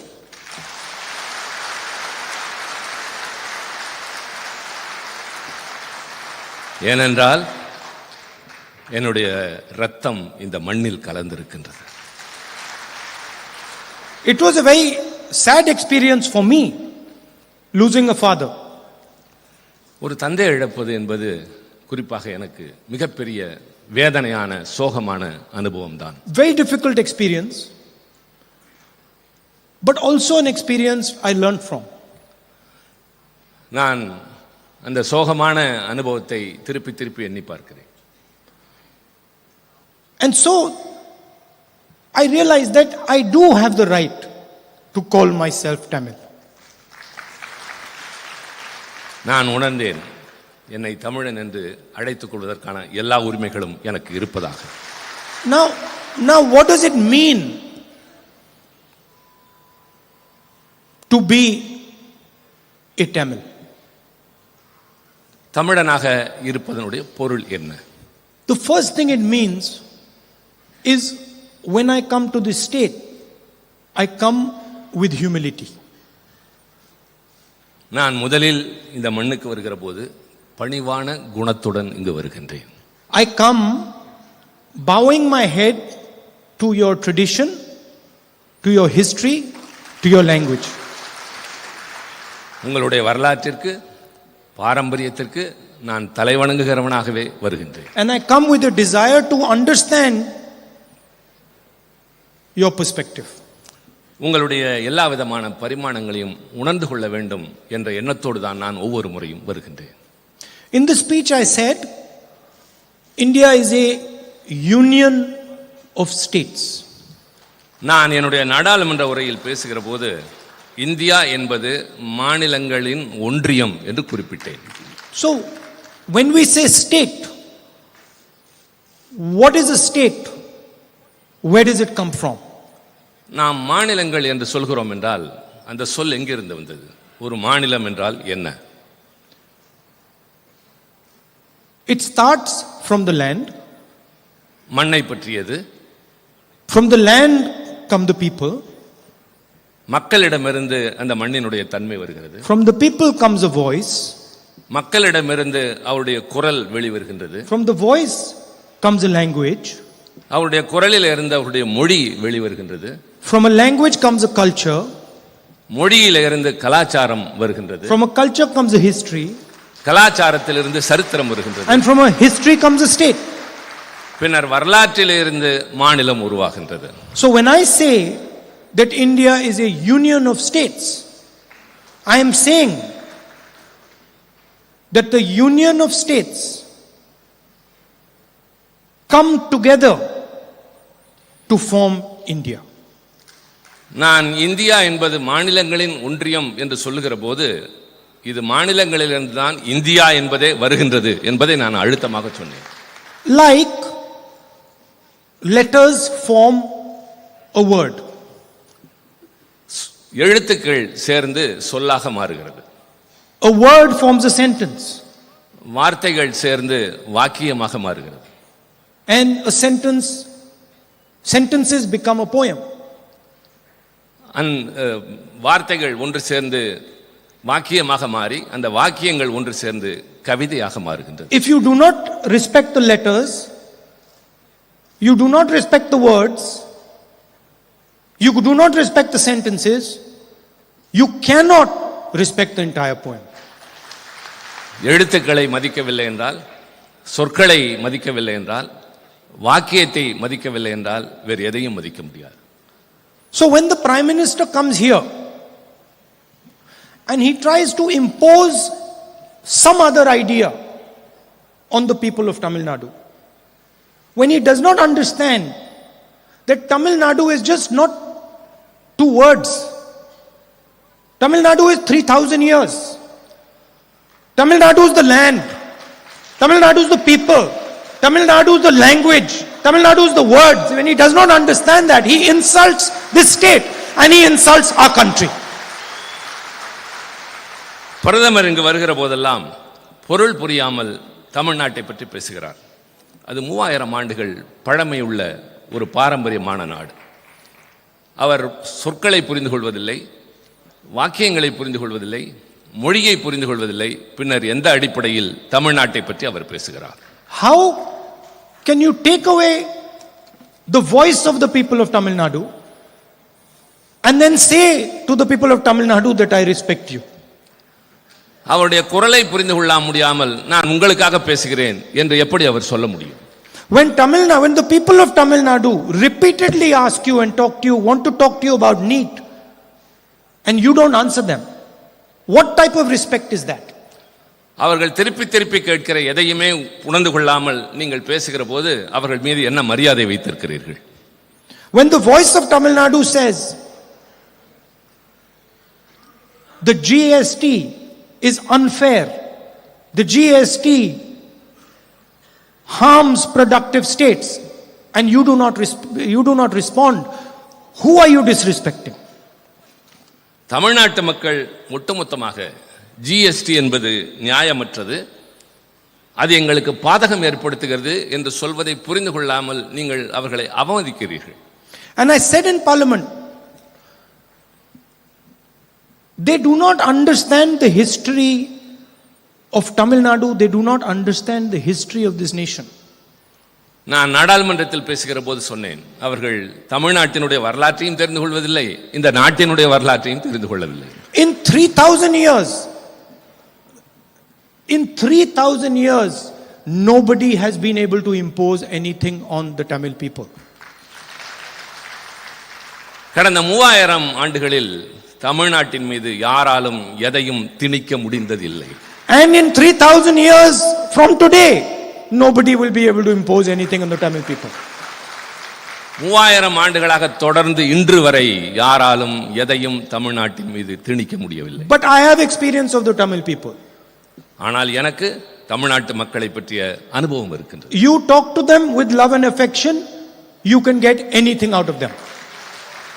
அவரிடம் அன்போடும் அக்கறையோடும் பேசினால் அவரிடமிருந்து எதையும் நீங்கள் பெறலாம். You come here, you respect their culture, their language, you try to learn from them, they will give you nothing but love in return. நீங்கள் இங்கு வாருங்கள், வந்து அவருடைய கலாச்சாரத்தை, பாரம்பரியத்தை, மொழியை பற்றி புரிந்து கொள்ளுங்கள். அவர்கள் அதற்கு பதிலாக அன்பையும் பரிவையும் உங்கள் மீது வாரி வழங்குவார். It's a misunderstanding that the Prime Minister has. பிரதமருக்கு இருப்பது சரியாக புரிந்து கொள்ளாத ஒரு தன்மை. And it is a misunderstanding that applies to all states of our union. கிட்டத்தட்ட இந்த நாட்டில் இருக்கிற எல்லா மாநிலங்களை பற்றியும் அவருக்கு இப்படித்தான் ஒரு புரிந்து கொள்ளாத தன்மை இருக்கின்றது. My friend and colleague Omar spoke wonderfully today. என்னுடைய நண்பரும் சகாவுமான ஓமர் இங்கே மிக அழகாக பேசினார். And he said probably the most important thing that was to be said today. மிக முக்கியமாக எதை சொல்ல வேண்டுமோ அவர் அதை இன்றைக்கு இந்த மன்றத்தில் சொன்னார். And I want to repeat it here. நான் அதை திருப்பி சொல்ல விரும்புகின்றேன். We have to understand that for the first time since independence, a state of the Indian Union had its powers taken away from it. விடுதலை பெற்ற இந்த நாட்டில் அதிலிருந்து இன்று வரை இப்பொழுதுதான் முதல் முறையாக ஒரு மாநிலத்தில் இருந்த உரிமைகள் பறிக்கப்பட்டிருக்கின்றன. It has never happened before. இதற்கு முன்பு எப்பொழுதும் அது நடந்தது இல்லை. That the rights of the people have been snatched from them. அந்த மக்களுடைய உரிமைகள் அவரிடமிருந்து பறிக்கப்பட்டிருக்கின்றன. Today the people of Jammu and Kashmir do not rule themselves. Jammu Kashmir மக்கள் தங்களை தாங்களே ஆள முடியாத ஒரு நிலை ஏற்பட்டிருக்கிறது.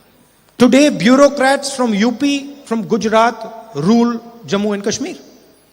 குஜராத், உத்தரப்பிரதேசம் போன்ற பகுதிகளில் இருக்கிற அதிகாரிகள் இப்பொழுது ஜம்மு காஷ்மீரை ஆண்டு கொண்டிருக்கின்றார்கள்.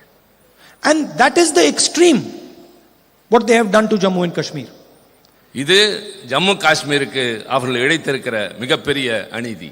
In Punjab they have unilaterally taken land away from Punjab and given it to the BSF. பஞ்சாபில் இருக்கின்ற hundreds of kilometers of land. பஞ்சாபில் இருக்கிற நூற்றுக்கணக்கான மைல்கள் இடத்தை எடுத்து எல்லை பாதுகாப்பு படையினரும் அவர்களே கொடுத்திருக்கின்றார்கள். Without any question, without any discussion. யாரிடமும் எதை பற்றியும் கலந்து பேசவில்லை. And they do the same to Tamil Nadu. அதேதான் தமிழ்நாட்டுக்கும் அவர்கள் செய்கிறார்கள். We always speak about unity from diversity. நாம் வேற்றுமையில் ஒற்றுமையை பற்றி மிகச் சிறப்பாக பேசுகிறோம். India has very very diverse people, diverse states, diverse languages. India என்கின்ற இந்த நாடு பல்வேறு மொழிகளையும் பல்வேறு கலாச்சாரங்களையும் கொண்ட ஒரு நாடு. And historically India has taken advantage of this diversity. வரலாற்று ரீதியாக இந்த வேற்றுமையின் காரணமாக இந்தியாவிற்கு பல அனுகூலங்கள் கிடைத்திருக்கின்றன. It's our biggest strength. இது இந்தியாவினுடைய பலம். I learned from the people of Tamil Nadu. அது தமிழ்நாட்டு மக்களிடமிருந்து தெரிந்து கொள்ள வேண்டும். Tamil Nadu learns from the people of UP. Tamil Nadu learns from the people of Maharashtra. We learn from each other. Tamil Nadu உத்தரப்பிரதேசத்து மக்களிடமிருந்து கற்றுக்கொள்கிறது. தமிழ்நாடு ஹரியானா மாநிலத்திலிருந்து கற்றுக்கொள்கிறது. ஒவ்வொருவரிடமிருந்தும் ஒவ்வொருவரும் ஏதாவது கற்றுக்கொள்கிறோம். We respect each other. நாம் ஒருவரை மற்றொருவர் மதிக்கிறோம். So our vision is unity from diversity. எங்களுடைய ஒட்டுமொத்தமான கருத்து வேற்றுமையில் ஒற்றுமை. And their vision is unity through conformity. Through conformity. அவர்கள் சொல்வது நாம் சொல்வதும் இதுதான். ஒரு உறுதியான வகையிலே தான் இந்த ஒற்றுமையை நிலைநிறுத்த முடியும். You will conform to what we have to say. நாங்கள் எதை சொல்கிறோமோ அதை தான் நீங்கள் உறுதிப்படுத்த வேண்டும். But who gave you the right? யார் அந்த உரிமையை தருவது? Who are you to decide what India should be? நீங்கள் யார் இந்தியா எப்படி இருக்க வேண்டும் என்று தீர்மானிப்பதற்கு? Why can't the people of India decide what India should be? ஏன் இந்திய நாட்டு மக்கள் இந்தியா எப்படி இருக்க வேண்டும் என்று தீர்மானிக்க கூடாது? Who has given you this honor? Why? உங்களுக்கு யார் அந்த அதிகாரத்தை கொடுத்தது? So this is the central fight in our country today. இதுதான் இன்றைக்கு இருக்கிற முக்கியமான மைய பிரச்சனை இந்த நாட்டை பொறுத்தவரை. The voice of our people is represented in our institutions. நம்முடைய அமைப்பில் மக்களுடைய குரல் தான் எதிரொலிக்க வேண்டும். And systematically the voice of our people is being attacked. ஆனால் தொடர்ச்சியாக திட்டமிட்டு மக்களுடைய உரிமைகளும் உணர்வுகளும் நசுக்கப்படுகின்றன. The judiciary, the election commission, the media, systematically one by one these things are being attacked. நீதித்துறை, தேர்தல் ஆணையம், பத்திரிகை துறை எல்லாம் தொடர்ச்சியாக திட்டமிட்டு நசுக்கப்படுகின்றன. But the BJP should not be under any illusions. We know how to fight them. We are going to fight them. We are going to defeat them. Bharatiya Janata எந்த கற்பனையான உலகத்திலும் வாழ வேண்டாம். அவர்களை எப்படி யுத்தம் செய்வது, எப்படி அவர்களை எதிர்கொள்வது என்பது எங்களுக்கு தெரியும். Because they are fighting history, they are fighting tradition. ஏனென்றால் அவர்கள் வரலாற்றை எதிர்த்து போரிடுகிறார்கள். And they cannot defeat it. அவர்கள் பாரம்பரியத்தை எதிர்த்து போரிட்டுக் கொண்டிருக்கிறார்கள். அது அவர்களால் முடியாது. தோற்றுக்கொண்டே தான் இருப்பார்கள். Once again, it's a honor for me to come here and say these words to you. மீண்டும் ஒரு முறை உங்கள் முன்னால் நான் வந்து பேசுவதற்கு நான் பெரும் மகிழ்ச்சி அடைகின்றேன்.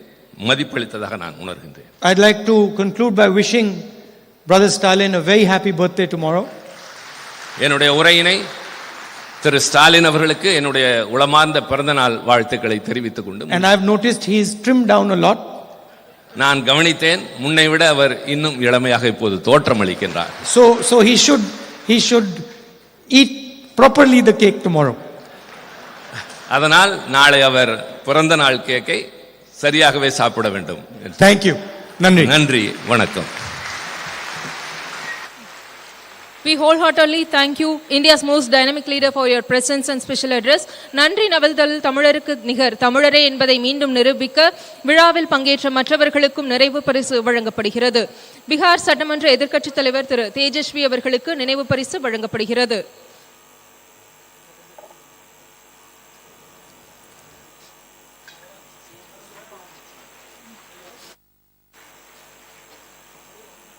திருமிகு கனிமொழி கருணாநிதி அவர்களுக்கு நினைவு பரிசு வழங்கப்படுகிறது. பூம்புகார் பதிப்பக உரிமையாளர்கள் திரு ராஜா சுந்தர் சிங் மற்றும் திரு ஷாம் பிரசாத் ஆகியோர்களுக்கு நினைவு பரிசு வழங்கப்படுகிறது.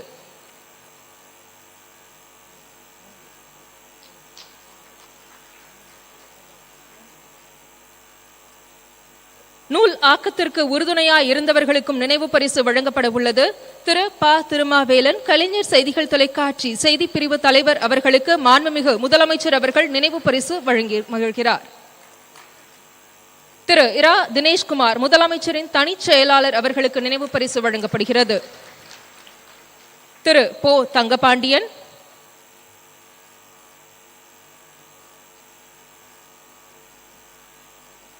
வடிவமைப்பாளர் திரு தமிழரசு அவர்களுக்கு நினைவு பரிசு வழங்கப்படுகிறது. ஓவியர் திரு தமிழ் அவர்களுக்கு நினைவு பரிசு வழங்கப்படுகிறது. நம் ஒப்பற்ற தலைவர் திராவிட மாடல் மாண்புமிகு தமிழ்நாடு முதலமைச்சர் அவர்களை ஏற்புரையும் நன்றியுரையும் ஆற்றிட பேரன்புடன் அழைக்கிறோம். முன்னதாக பூம்புகார் பதிப்பகத்தின் சார்பில் மாண்புமிகு முதலமைச்சர் அவர்களுக்கு நினைவு பரிசு வழங்கப்படுகிறது.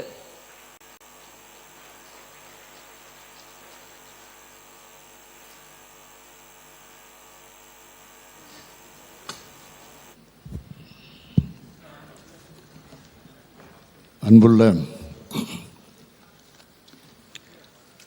உங்களில் ஒருவன் நூல் வெளியீட்டு விழா நிகழ்ச்சியினுடைய தலைவர், கழகத்தினுடைய பொதுச் செயலாளர், நீர்வளத்துறை அமைச்சர் மாண்புமிகு அண்ணன் துரைமுருகன் அவர்களே, நூலினை வெளியிட்டு இந்த நிகழ்ச்சிக்கு சிறப்பையும், அதே நேரத்தில் நாளை தினம் என்னுடைய பிறந்த நாள், அதற்கு உரிய வாழ்த்தும் எடுத்து சொல்லி உரையாற்றி அமர்ந்திருக்கக்கூடிய என்னுடைய அன்பிற்கினிய அருமை சகோதரர் திரு ராகுல் காந்தி அவர்களே, வாழ்த்துறை வழங்கியிருக்கக்கூடிய கேரள மாநிலத்தினுடைய முதலமைச்சர் மாண்புமிகு பினராயி விஜயன் அவர்களே, முன்னிலை வைத்துக் கொண்டிருக்கக்கூடிய கழகத்தினுடைய பொருளாளர், நாடாளுமன்ற கழக குழுவினுடைய தலைவர், என்னுடைய இனிய நண்பர் டி.ஆர். பாலு அவர்களே, வருகை தந்து வாழ்த்துறை ஆற்றியிருக்கக்கூடிய ஜம்மு காஷ்மீர் மாநிலத்தினுடைய முன்னாள் முதலமைச்சர் உமர் அப்துல்லா அவர்களே, பீகார் மாநிலத்தினுடைய எதிர்க்கட்சி தலைவர் தேஜஸ்வி அவர்களே, மதிப்புமிகு கவி பேரரசு வைரமுத்து அவர்களே, பாசமுள்ள சகோதரர் மானமிகு நடிகர் சத்யராஜ் அவர்களே, வரவேற்புரை ஆற்றியிருக்கக்கூடிய கழகத்தின் மகளிர் அணியின் செயலாளர், நாடாளுமன்ற குழுவினுடைய துணைத் தலைவர், என்னுடைய அருமை தங்கை கனிமொழி அவர்களே,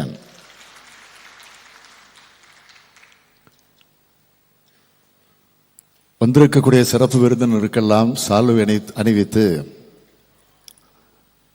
பெருமைப்படுத்தி இருக்கக்கூடிய இளைஞரணியின் செயலாளர் தம்பி உதயநிதி ஸ்டாலின் அவர்களே,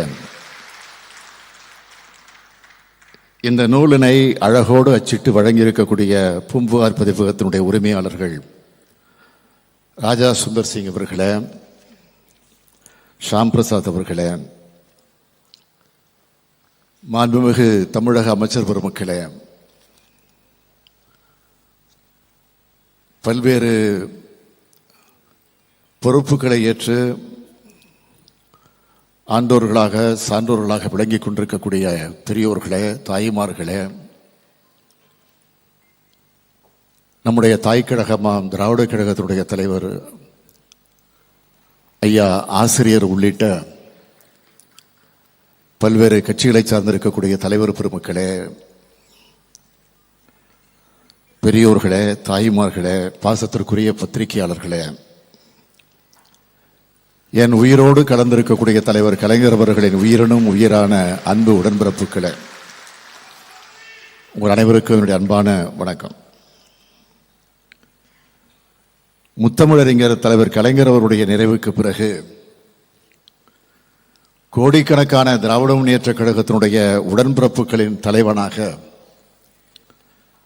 நான் தேர்ந்தெடுக்கப்பட்ட பொதுக்குழுவில் பேசுகிற பொழுது குறிப்பிட்டு சொன்னேன், கலைஞர் அவர்களைப் போல எனக்கு எழுத தெரியாது, கலைஞர் அவர்களைப் போல எனக்கு பேசவும் தெரியாது, ஆனால் அனைத்தையும் நான் முயன்று பார்ப்பேன் என்று அப்போ குறிப்பிட்டேன். அப்படி நான் செய்த முயற்சி தான் இந்த புத்தகம். திராவிட முன்னேற்ற கழகத்துடைய தலைவர் என்ற பெருமையால் அல்ல, இந்த தமிழ்நாட்டினுடைய முதலமைச்சர் என்கிற அந்த கர்வத்தால் அல்ல, எப்பொழுதும் என்றென்றும் எந்த சூழலிலும் எந்த பொறுப்பில் இருந்தாலும் உங்களில் ஒருவனாகத்தான் நான் இருக்க வேண்டும். அதைத்தான் எந்த நாளும் இந்த ஸ்டாலின் அதை மறக்க மாட்டான் என்பதன் அடையாளமாகத்தான் எனது வாழ்க்கை வரலாற்று நூலுக்கு உங்களில் ஒருவன் என்ற பெயரை நான் சூட்டியிருக்கிறேன். நீங்கள் அனைவரும் உங்களை விட உயரமான இடத்துல கொண்டு போய் என்ன உட்கார வச்சாலும் நான் என்றுமே உங்களின் ஒருவன் தான். முத்தமிழறிஞர் தலைவர் கலைஞர் அவருடைய மகனாக என்னை கழகத்தவர்கள் முதலாக நினைச்சப்போவும்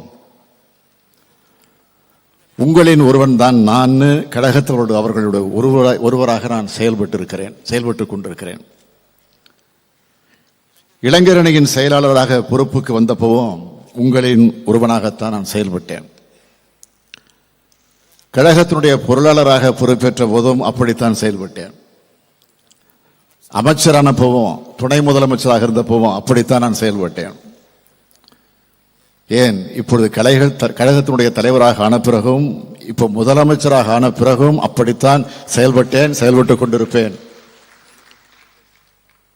எனது வாழ்நாள் முழுக்க உங்களில் ஒருவனாகத்தான் நான் செயல்படுவேன்னு இப்போ ஒரு உறுதியை உங்களிடத்தில் நான் சொல்லுகிறேன்.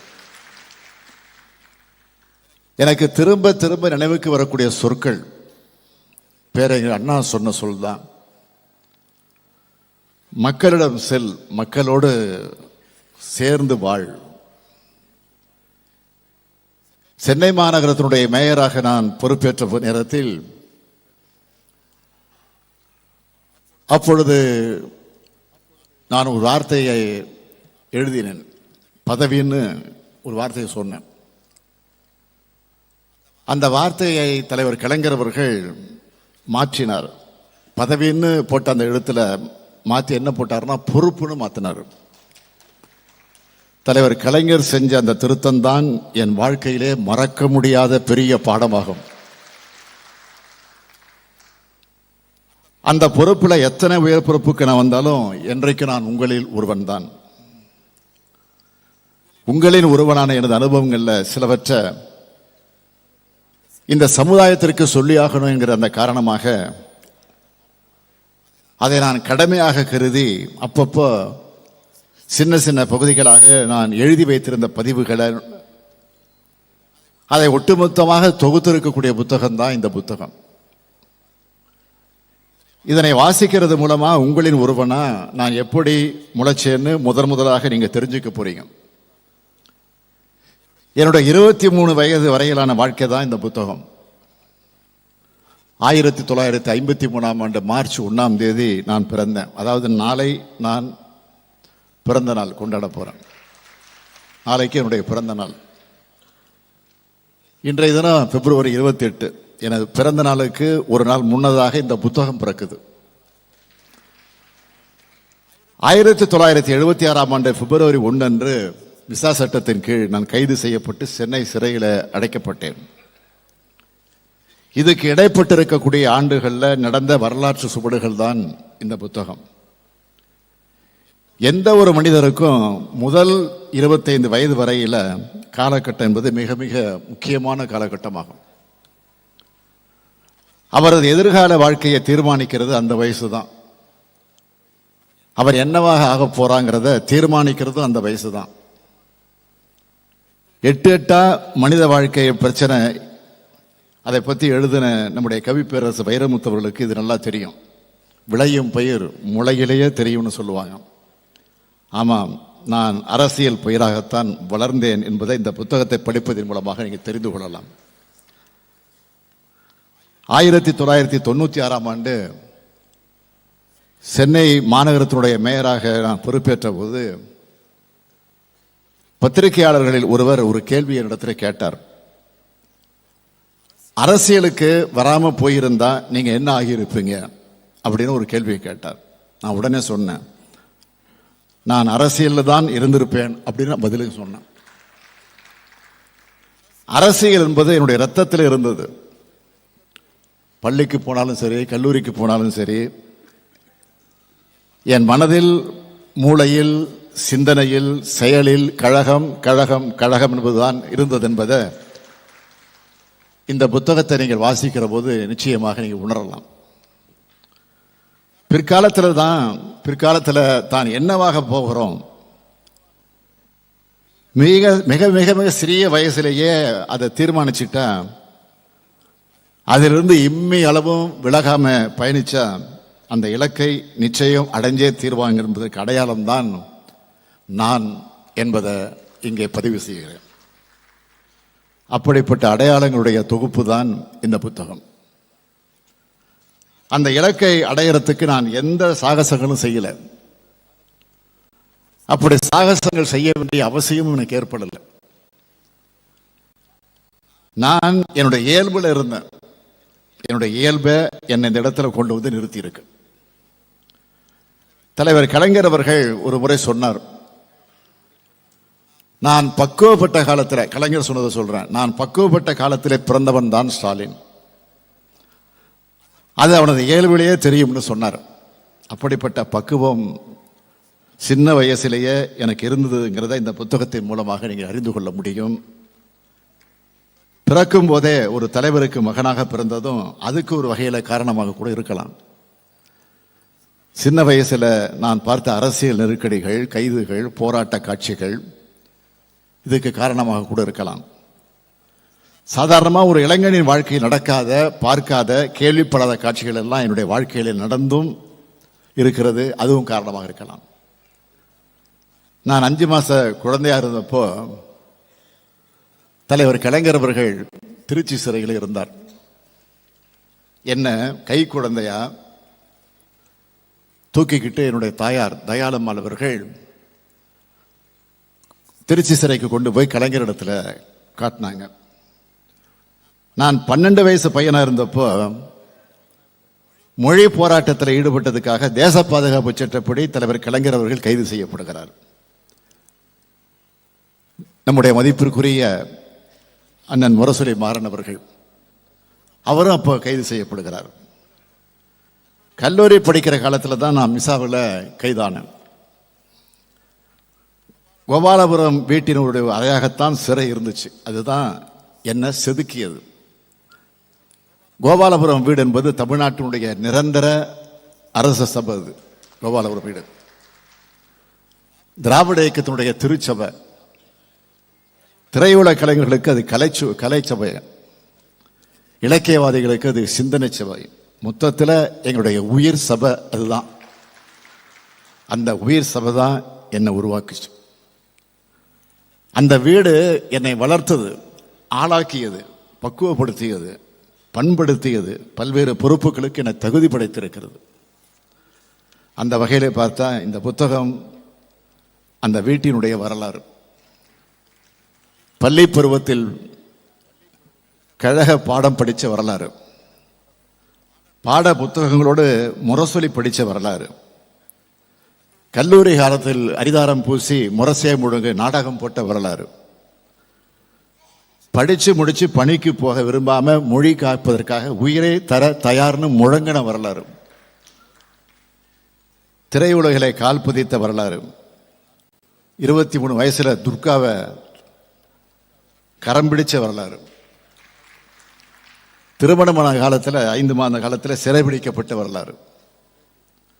இப்படி எல்லா திருப்பங்களையும் 23 வயதுக்குள்ள பார்த்தவன் தான் நான். அதைத்தான் இந்த புத்தகத்தை நான் எழுதியிருக்கிறேன். தலைவர் கலைஞர் அவர்கள் உட்கார்ந்த நாற்காலியிலே நான் உட்காருவேன்னு நினைச்சு கூட பார்த்தது கிடையாது. முதல்வராக இருந்த அண்ணா அவர்கள் அவருடைய காரை அனுப்பி என்னை அழைச்சிட்டு வர சொன்னார். நானும் ஒரு காலத்தில் அந்த நாற்காலியில் உட்காருவேன் என்று அப்போ நினைக்கவே இல்லை. பள்ளிக்கூடத்தில் படித்து கொண்டிருந்த மாணவனாக அண்ணாவினுடைய பிறந்த நாளை நடத்தினப்போ அதில் பல நிகழ்ச்சிகளுக்கு நான் துரைமுருகனை அழைச்சிட்டு வந்து பேச்சாளராக மேடையில் நிற்க வச்சு பேச வச்சு அழகு பார்த்தவண்ணா. அவர் இன்றைக்கு கழகத்தின் பொதுச் செயலாளர், நான் இன்றைக்கு இந்த கழகத்தினுடைய தலைவர். 1953 நான் பிறந்தப்போ குலக்கல்வியை எதிர்த்து போராடணும். இன்று நீட் தேர்வு எதிர்த்து போராடிட்டு இருக்கிறோம். பள்ளி மாணவனாக நான் இருந்தப்போ இந்திய எதிர்ப்பு போராட்டம் நடந்துடும். இன்று இந்திய ஆதிக்கத்தை இன்றைக்கு நாம் எதிர்த்து கொண்டிருக்கிறோம். 1971 அண்ணா விழாவை நான் நடத்தியப்போ 3 மாநிலத்துடைய அமைச்சர்களை வரவழைச்சு அதில் பங்கேற்க வச்சு மாநில சுயாட்சிக்காக குரல் கொடுத்தோம். இன்றும் அதுக்கு முழங்கிட்டு இருக்கோம். இப்படியே சொல்லிக்கிட்டே போகலாம். புத்தகத்தில் இருக்கிறது அதிகம் சொல்லிவிடக்கூடாதுங்கிறதெல்லாம் நான் இதோடு நிறுத்திக்கிறேன். ஏன்னா நீங்கள் காசு கொடுத்து வாங்கி படிக்கணும். இந்த புத்தகத்தில் நான் மட்டும் இல்லை, நூற்றுக்கணக்கான மனிதனுடைய முகங்கள் அந்த புத்தகத்தில் இருக்கு. படிக்கிறப்போ உணர்வீங்க. நினைவில் இருக்கக்கூடிய பெயர்களைத்தான் நான் குறிப்பிட்டிருக்கிறேன். என் கூட பயணப்பட்ட மனிதர்கள், எனக்கு துணையாக வந்தவங்க, கூட்டம் ரொம்ப பெருசு. நான் தனி மனிதன் இல்லை, ஒரு கூட்டம் என்பதை இதன் மூலமாக நான் சொல்லியிருக்கிறேன். இது கொள்கை கூட்டம் என்பதையும் நீங்கள் அறிந்து கொள்ள முடியும். பொது வாழ்வை பூங்காவாக நான் எப்பவும் கருதுனதில்லை. அது புயலை எதிர்த்து நிற்பதாகத்தான் அப்பவும் இருந்திருக்கு, இப்பவும் இருக்கு. அதுக்கு காரணம் எனது குறிக்கோள் என்பது எப்போவுமே பதவியா பொறுப்பா மட்டும் இருந்ததில்லை, கொள்கையாக இருந்துச்சு. சுயமரியாதை கொள்கையிலே தந்தை பெரியார், இன எழுச்சியிலே பேரறிஞர் அண்ணா, இயக்கத்தை வழிநடத்துவதிலே நம்முடைய முத்தமிழறிஞர் தலைவர் கலைஞர், மொழி உரிமையிலே நம்முடைய இனமான பேராசிரியர், இந்த 4வரின் நிழற்குடையில் தான் நான் நின்று கொண்டிருக்கிறேன். இவர்கள்தான் என்னை செதுக்கிய சிற்பிகள். இந்த 4வரும் தனி மனிதர்கள் அல்ல, அது தத்துவத்தினுடைய அடையாளங்கள். அத்தகைய தத்துவத்தினுடைய அடையாளமாகவே நான் இருக்க விரும்புகிறேன். எனது தத்துவத்துக்கு திராவிட மாடல் அதான் பெயர். திராவிட மாடல். மாடல் என்பது ஆங்கில சொற்கள். அதை தமிழில் சொல்றதா இருந்தால் திராவிடவியல் ஆட்சி முறை. அதுதான் என்னுடைய கோட்பாடு. அனைத்தையும் உள்ளடக்கிய வளர்ச்சி தான் என்னுடைய கோட்பாட்டு நெறிமுறை. கல்வியில், வேலைவாய்ப்பில், தொழில் வளர்ச்சியில், சமூக மேம்பாட்டில் இந்த நாடு ஒன்று சேரணும். அந்த வளர்ச்சி என்பது அனைத்து சமூகங்களையும் மேம்படுத்துவதற்காக அமையணும். ஒரு குறிப்பிட்ட மாவட்டத்தின் வளர்ச்சியாக இல்லாமல் அனைத்து மாவட்டங்கள் சீராக வளரணும், வளர்த்தெடுக்கப்படணும். பால் பேதமற்ற, இரத்த பேதமற்ற சமூகமா நமது சமூக மனோபாவம் மாறணும். எல்லாருக்கும் எல்லாம் என்பதே இந்த திராவிட இயலுடைய கோட்பாடாகும்.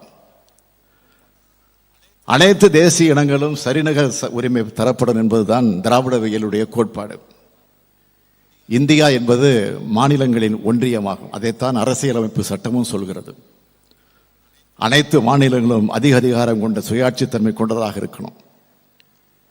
இந்த மாநிலங்களின் ஒன்றியமான இந்திய அரசானது கூட்டாட்சி முறைப்படி செயல்படும் என்பதுதான் திராவிட இயல் கோட்பாடு. இந்த திராவிட இயல் கோட்பாட்டை தமிழகத்தில் மட்டுமல்ல, இந்தியா முழுமைக்கு எடுத்து சொல்லணும் தான்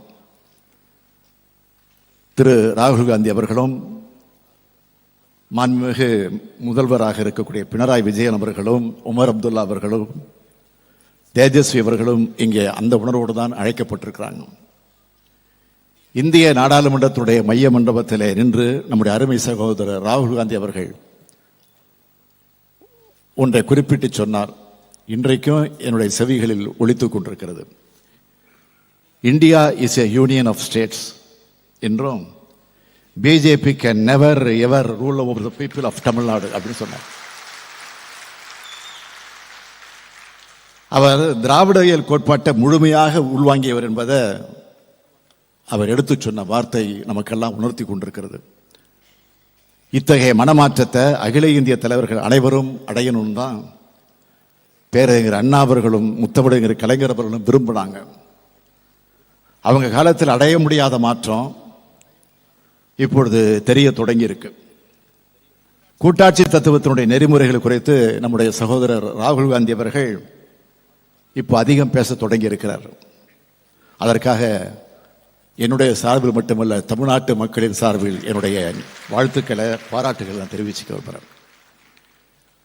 மாநிலங்களுக்கு அதிக அதிகாரம் கொண்ட வகையில் இந்திய அரசியலமைப்பு சட்டம் திருத்தப்படணும்.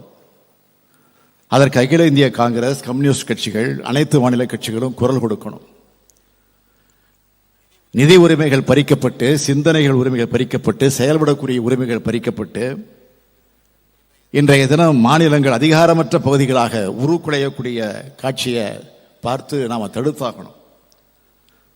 அதுக்கு இந்தியா முழுமைக்குமான அனைத்து கட்சிகளும் ஒன்று சேர்ந்து பாடுபடணும். மாநிலங்களின் அதிகாரங்கள் ஒவ்வொன்றா பறிபோனத காரணமாகத்தான் அந்தந்த மாநில மக்களுடைய அரசியல் உரிமைகளும் பறிக்கப்பட்டு கொண்டிருக்கு. அதனை இப்போது அனைத்து கட்சிகளும் உணர்ந்து கொண்டிருக்கின்றன. மாநிலத்தில் சுயாட்சி, மத்தியிலே கூட்டாட்சி என்பது இன்று இந்தியா முழுமைக்கான முழக்கமாக மாறிவிட்டது. அதைத்தான் நாடாளுமன்றத்தில் திரு ராகுல் காந்தி அவர்கள் அழுத்தம் திருத்தமாக குறிப்பிட்டு சொல்லியிருக்கிறார். அதேபோல் இந்த சட்டத்தினுடைய ஆட்சியாக மட்டும் இல்லாமல் சமூக நீதியின் ஆட்சியாக மாறணும். இதற்காக அகில இந்திய அளவிலான சமூக நீதி கூட்டமைப்பை திராவிட முன்னேற்ற கழகத்தின் சார்பிலே உருவாக்கி அனைத்து அகில இந்திய கட்சிகளுக்கு நான் அழைப்பு விடுத்திருக்கிறேன். இத்தகைய திராவிட இயல் கோட்பாட்டை இந்தியா முழுமைக்கு விதைப்பதை எனது பணியா மேற்கொள்வேன் என்று இந்த நிகழ்ச்சியின் வாயிலாக உங்கள் அத்தனை பேருக்கு நான் உறுதியாக குறிப்பிட விரும்புகிறேன். அந்த வகையில் எனது அரசியல் வாழ்க்கையின் திருப்பு முனையாக இந்த நிகழ்ச்சி அமைஞ்சிருக்கு. இந்த மேடையை பார்க்கும்போது என்னுடைய நினைவுகள் பின்னோக்கி போகுது. 1975 ஆண்டு ஆகஸ்ட் மாதம் 20ஆம் நாள் எனக்கும் என்னுடைய துணைவியார் துர்காவுக்கும் திருமணம் நடந்துச்சு. எனக்கு முன்னதாகவே அவரும் நானும் என்ற தலைப்பில் துர்கா தன்னுடைய வாழ்க்கை வரலாற்றை எழுதிட்டாங்க. மணமக்களாகிய எங்களை வாழ்த்தி அன்றைக்கு பிரதமராக இருந்த அம்மையார் இந்திரா காந்தி அவர்கள் வாழ்த்து செய்தி அனுப்பியிருந்தாங்க. இன்று அவரது பேரன் ராகுல் காந்தி அவர்கள் இந்த மேடையில் வந்து அமர்ந்திருக்கிறார். ஃபரூக் அப்துல்லா அவர்கள் வாழ்த்து செய்தி அனுப்பியிருந்தார். இன்று அவரது மகன் உமர் அப்துல்லா இந்த மேடையில் இருக்கிறார். கம்யூனிஸ்ட் இயக்கத்தினுடைய மாபெரும் தலைவரான கேரள மாநிலத்தைச் சார்ந்த EMS நம்பூதிரிபாட் அவர்கள் எனக்கு வாழ்த்து செய்தி அனுப்பியிருந்தார். இப்பொழுது கேரளாவிலிருந்து மாண்புமிகு பினராயி விஜயன் அவர்கள் வந்து இந்த மேடையில் அமர்ந்திருக்கிறார். நேரில் வந்து வாழ்த்துவதற்காக பீகாரிலிருந்து பெருந்தலைவர் ஜெகஜீவன் ராம் அவர்கள் வந்திருந்தார். இப்பொழுது பீகாரிலிருந்து தேஸ்ஜவி அவர்கள் இங்கே வந்து அமர்ந்திருக்கிறார். அன்று எங்கள் திருமணமே அகில இந்திய மாநாடு போல் நடந்துச்சு. இன்று இந்த புத்தக வெளியீட்டு விழாவும் அகில இந்திய மாநாடு போல் நடந்து கொண்டிருக்கிறது. எங்களது பல்வேறு அரசியல் பணிகளுக்கு இடையில இங்கே வந்திருந்து என்னை பெருமைப்படுத்திய ராகுல் காந்தி அவர்களுக்கும் மாண்புமிகு பினராயி விஜயன் அவர்களுக்கும் உமர் அப்துல்லா அவர்களுக்கும் தேஜஸ்வி அவர்களுக்கும் இந்த நேரத்தில் என்னுடைய நன்றியை தெரிவித்துக் கொள்ள விரும்புகிறேன். I thank each and every one of you for gracing this occasion with your presence. I have always dedicated myself to public life, and I assure that I will remain so forever. Before concluding my speech, I wish to make an appeal, not just to the leaders on the stage, but to everyone who believes in secular value. Our Indian Union is facing a big threat from deceiving forces. We all need to come together to defeat them and protect the founding principles of India. தலைவர் கலைஞர் அவர்கள் புத்தக வெளியீட்டு விழாக்களில் பெரும்பாலும் நம்முடைய கவிப்பேரரசு வைரமுத்தவர்கள் இருப்பார்கள். இந்த மேடையிலும் வைரமுத்தவர்கள் இருக்கிறார்கள். கலைஞர் இல்லாமல் வைரமுத்துவின் புத்தக வெளியீட்டு விழாக்கள் இருக்காது. அந்த நன்றியின் அடையாளமாகத்தான், கலைஞரின் கவிதை அடையாளமாக இங்கு வந்திருந்து வாழ்த்திய அத்தனை பேருக்கு நான் நன்றி தெரிவிச்சுக்க விரும்புகிறேன். திராவிட இயக்கமும் திரையுலகமும் பிரிக்க முடியாதவை. அதேபோல கோபாலபுரமும் கோடம்பாக்கமும் பிரிக்க முடியாதவை. தலைவர் தொடங்கி இன்று உதயநிதி வரை அது தொடர்ந்து வருது. கலை உலகின் பிரதிநிதியா இனமான நடிகர் சத்யராஜ் அவர்கள் கலந்து கொண்டு வாழ்த்துரை வழங்கியிருக்கிறார். அவருக்கு நன்றி தெரிவிச்சுக்கிறேன். கழகத்தின் பொதுச் செயலாளர் மாண்புமிகு துரைமுருகன் அவர்களும் பொருளாளர் டிஆர் பாலு அவர்களும் எனது 2 கரங்களாக இருந்து இந்த பங்களிப்பு செய்திருக்கிறாங்க. எனது பள்ளி கல்லூரி பருவ வயதில் அவர்களை நான் பார்த்தேன். இன்று நாங்கள் இணைந்து கழகத்தை காத்து வருகிறோம். கொள்கை சார்ந்த நட்புக்கு எவ்வளவு பலம் அதிகம் என்பதை பல்லாண்டு காலம் இந்த நட்பு காட்டி வருகிறது.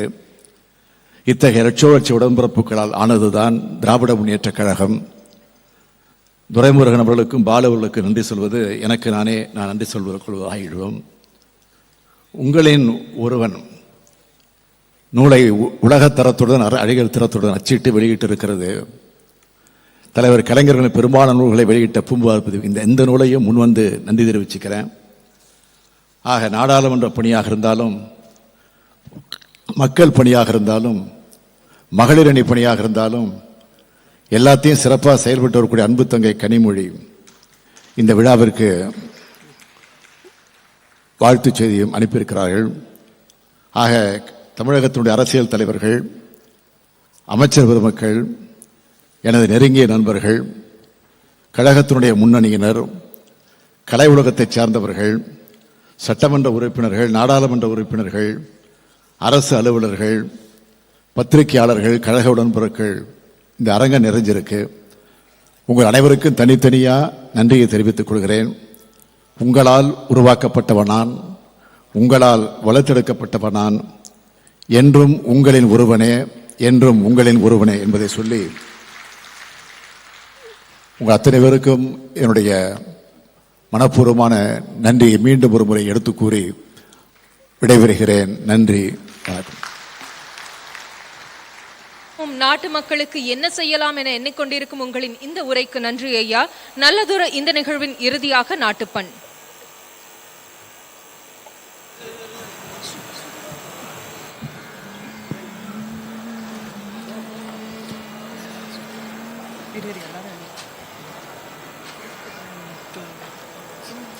जनगण मन अधिनायक जय हे भारत भाग्य विधाता पंजाब सिंध गुजरात